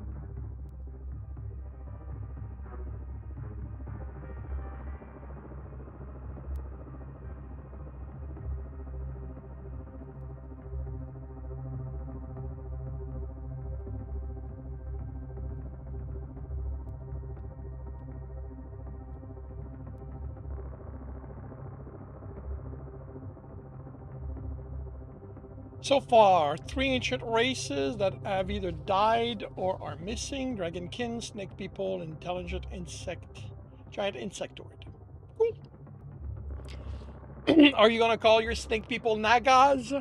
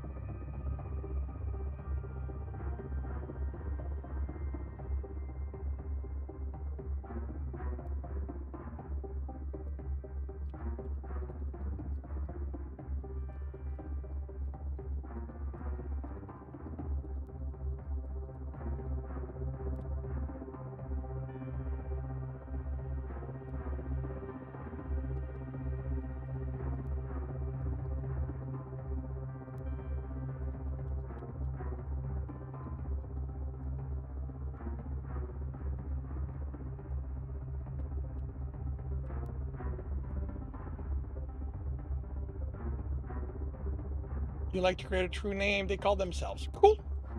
That makes sense. That actually happened by accident in my A Heart's Life universe.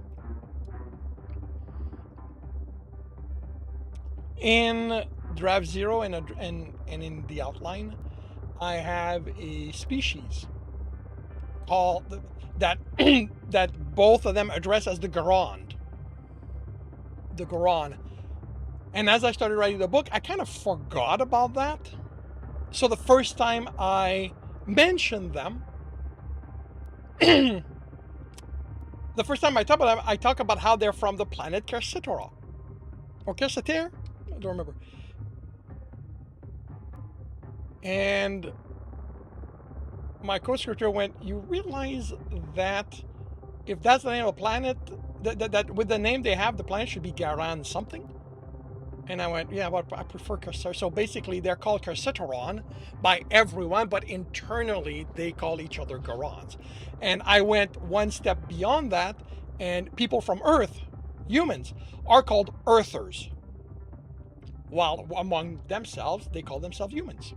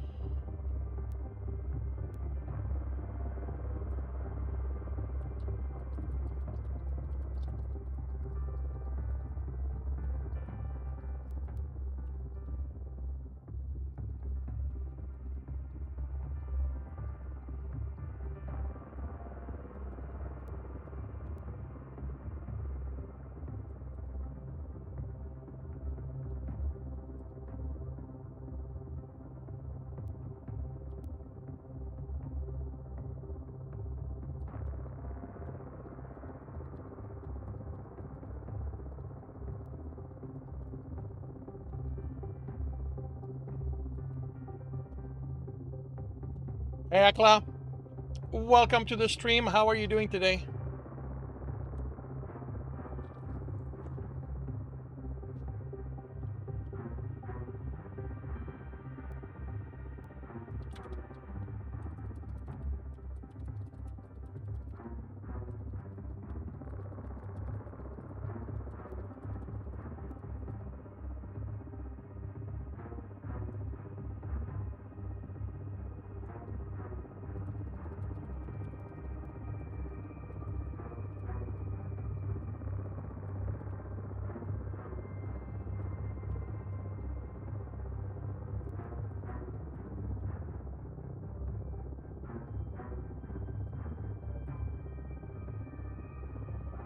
Doing fine. Very cool. I'm doing well. Thank you.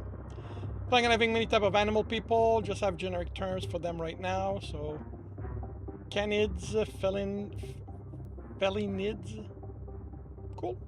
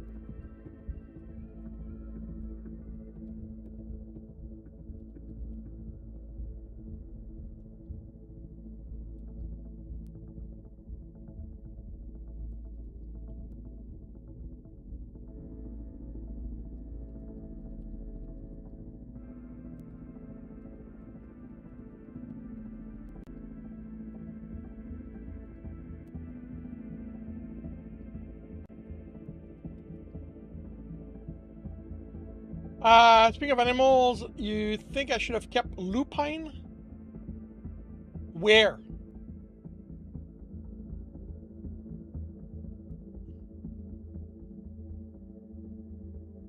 Oh, instead of capine?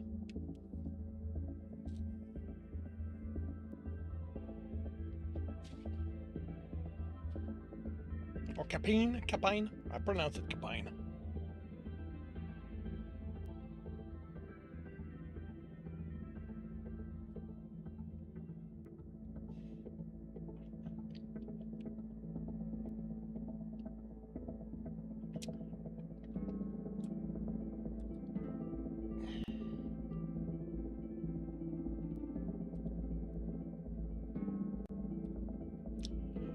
The thing is that if you'll notice, none of the name are direct derivative of their species.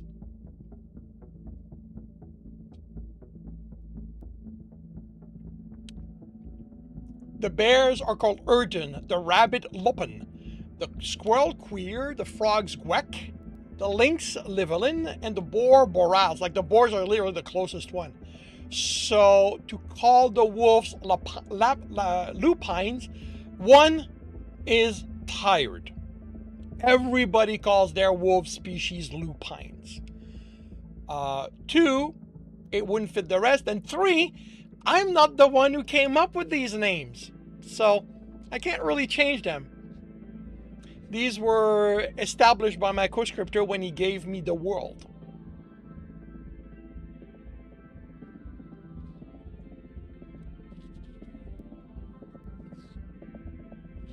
And honestly, the point is not to make an easy connection. The point was to name them as a species.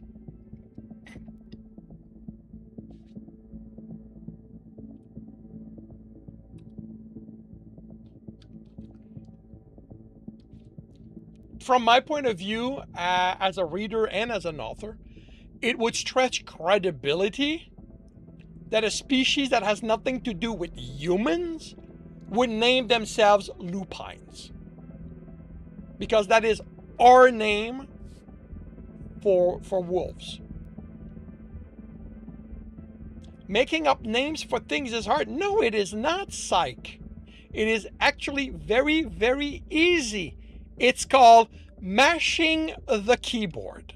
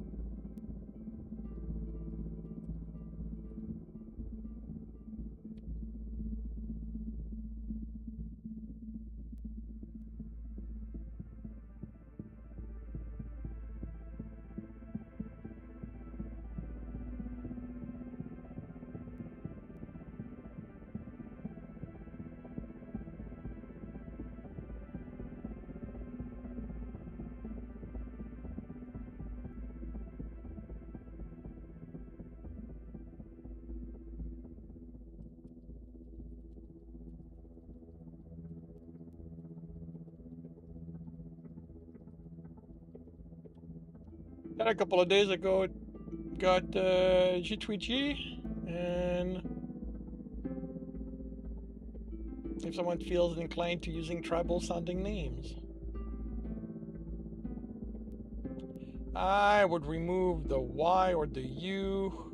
I would remove one of the vowels here and there. G2T, I kind of like.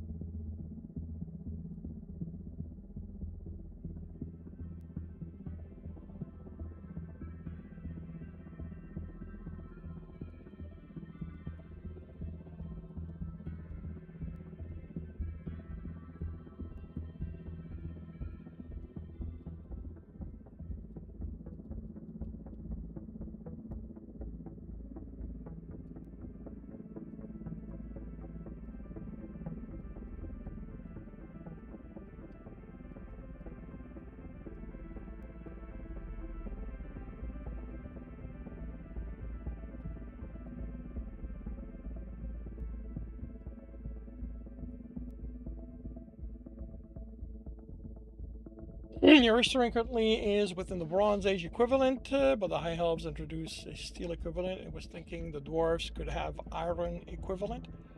Uh,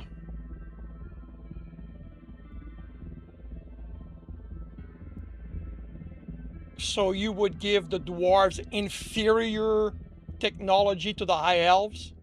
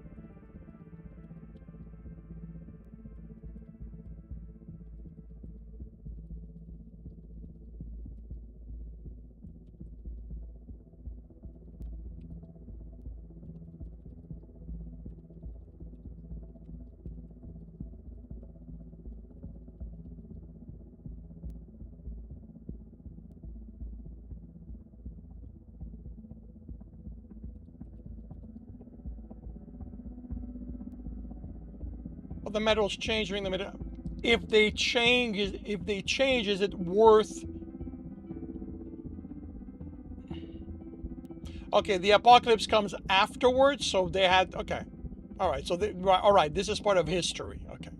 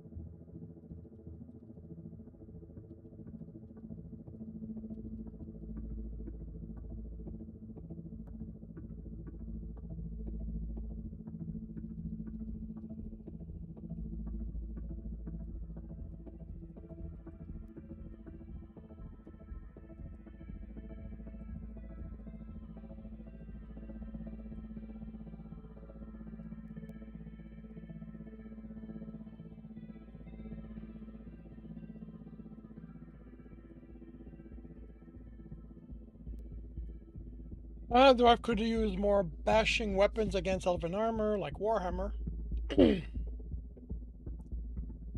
To me, that makes more sense. I don't really see dwarves using bladed. I mean, pickaxe maybe, but like I would not see dwarves using swords. Axes, pickaxe, hammers are things that I could see them use. And axes would depend a lot on how how you go with dwarves. Because if they are purely inside mountains, like if they don't really move outside of them, then an axe becomes a little difficult to explain.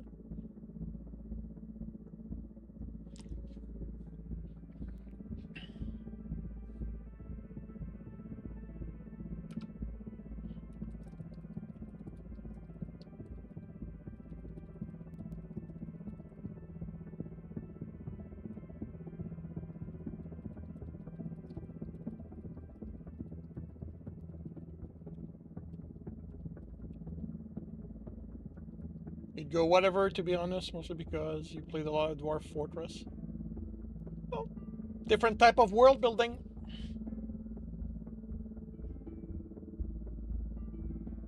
Well, and that's the question. That is because that becomes a question, Akla. Do the dwarves in Sykes' world work with wood? Because if they exclusively live inside a mountain, there's no reason for them to work with wood, because that is not something they would have access to. Therefore, justifying the existence of an axe as a weapon becomes a little iffy. If they will go outside whenever they need, then yeah, then if they use wood regularly, then yeah. But that's part of world building. They have mushroom trees underground. Okay, well then you have a need for axes then, if they have that. I'll be right back.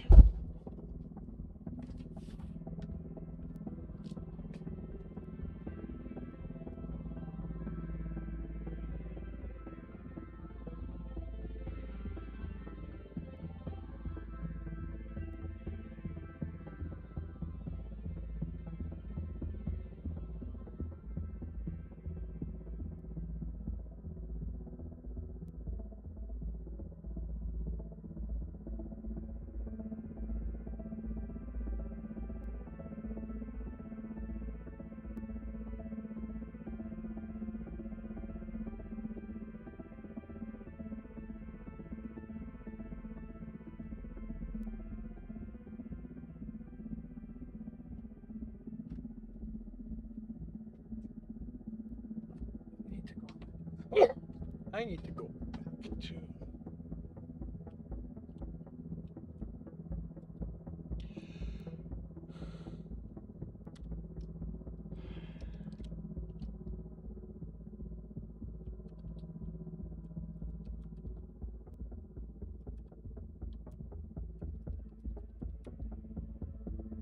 Okay, I spelled it with an H.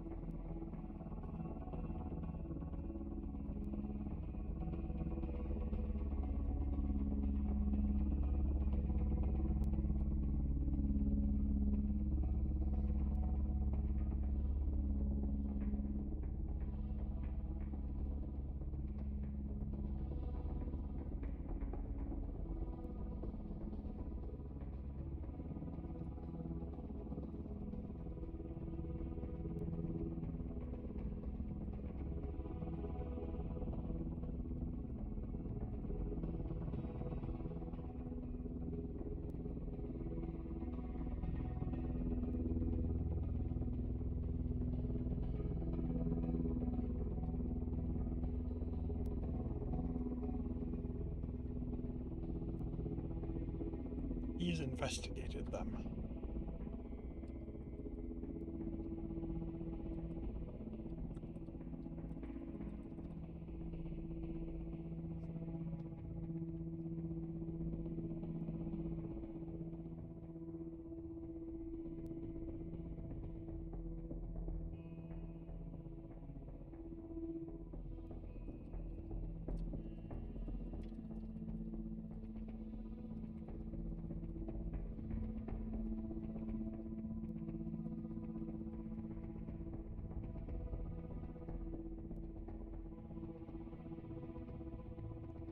You must have missed Social Saturday. You didn't know they existed? 6 p.m. Eastern Time. Saturdays. 2 hours. I show up here and you guys' job is to prevent me from writing.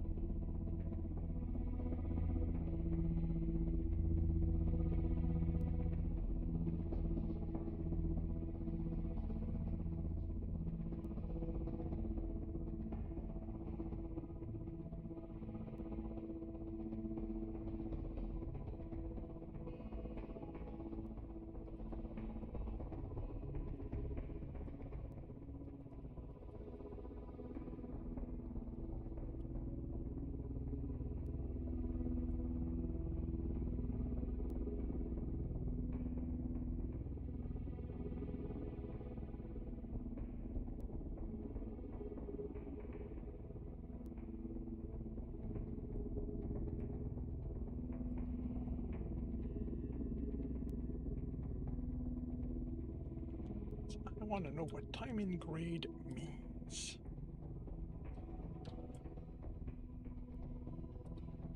want to know how much you need. I want to know what it means.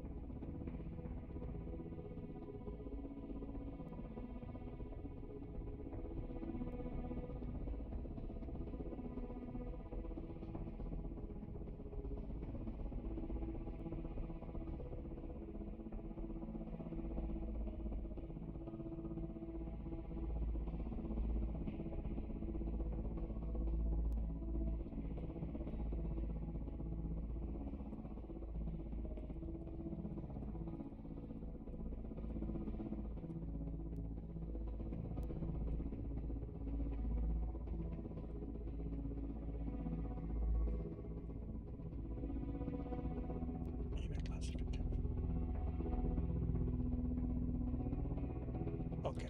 All right. So.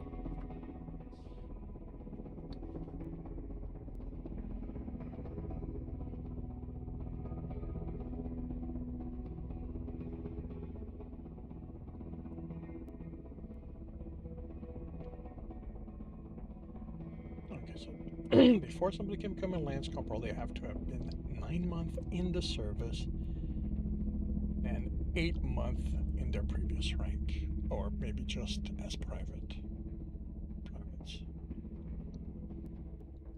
If I get that.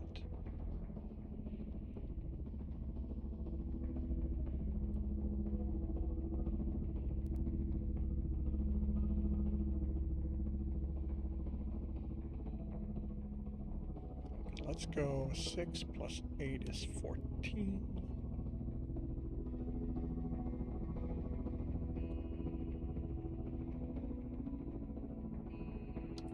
14, 26.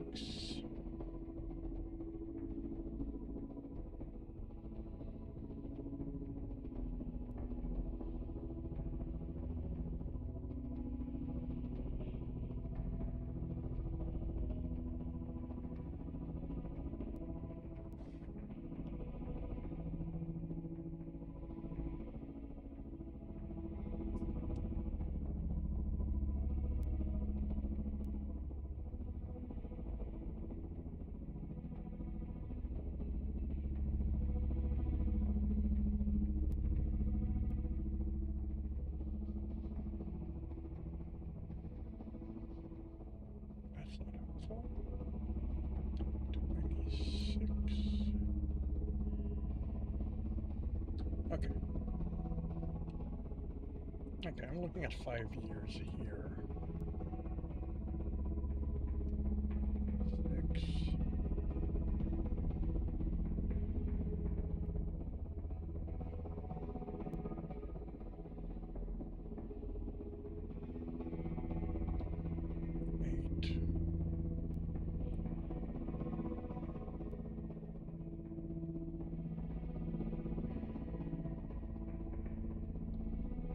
How can you do that? 11.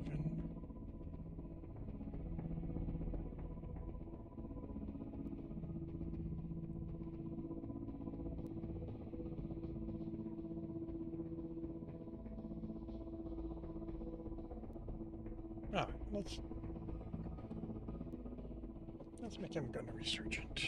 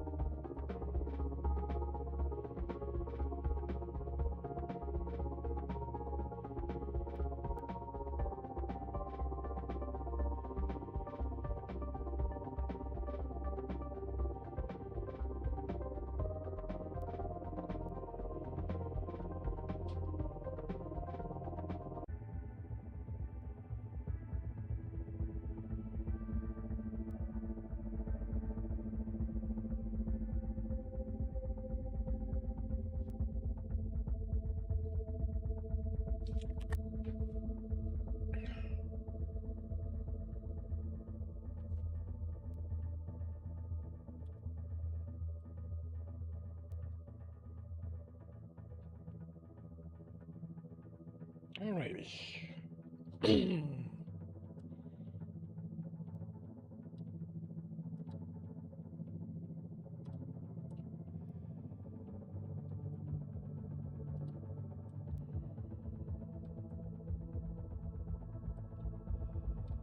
know what?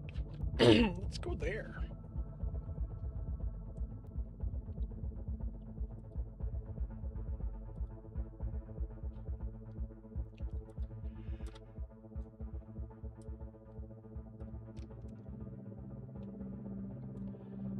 Alrighty. Thank you very much, everyone, for dropping by and keeping me company. I will be back tomorrow morning, 8 a.m. Eastern Time. I will be working on Mind Your Step, and in the afternoon, The Engineer's Family. I hope to see you then. If I do not, I hope you have a good week, a good weekend when it arrives, and I will see you when I see you.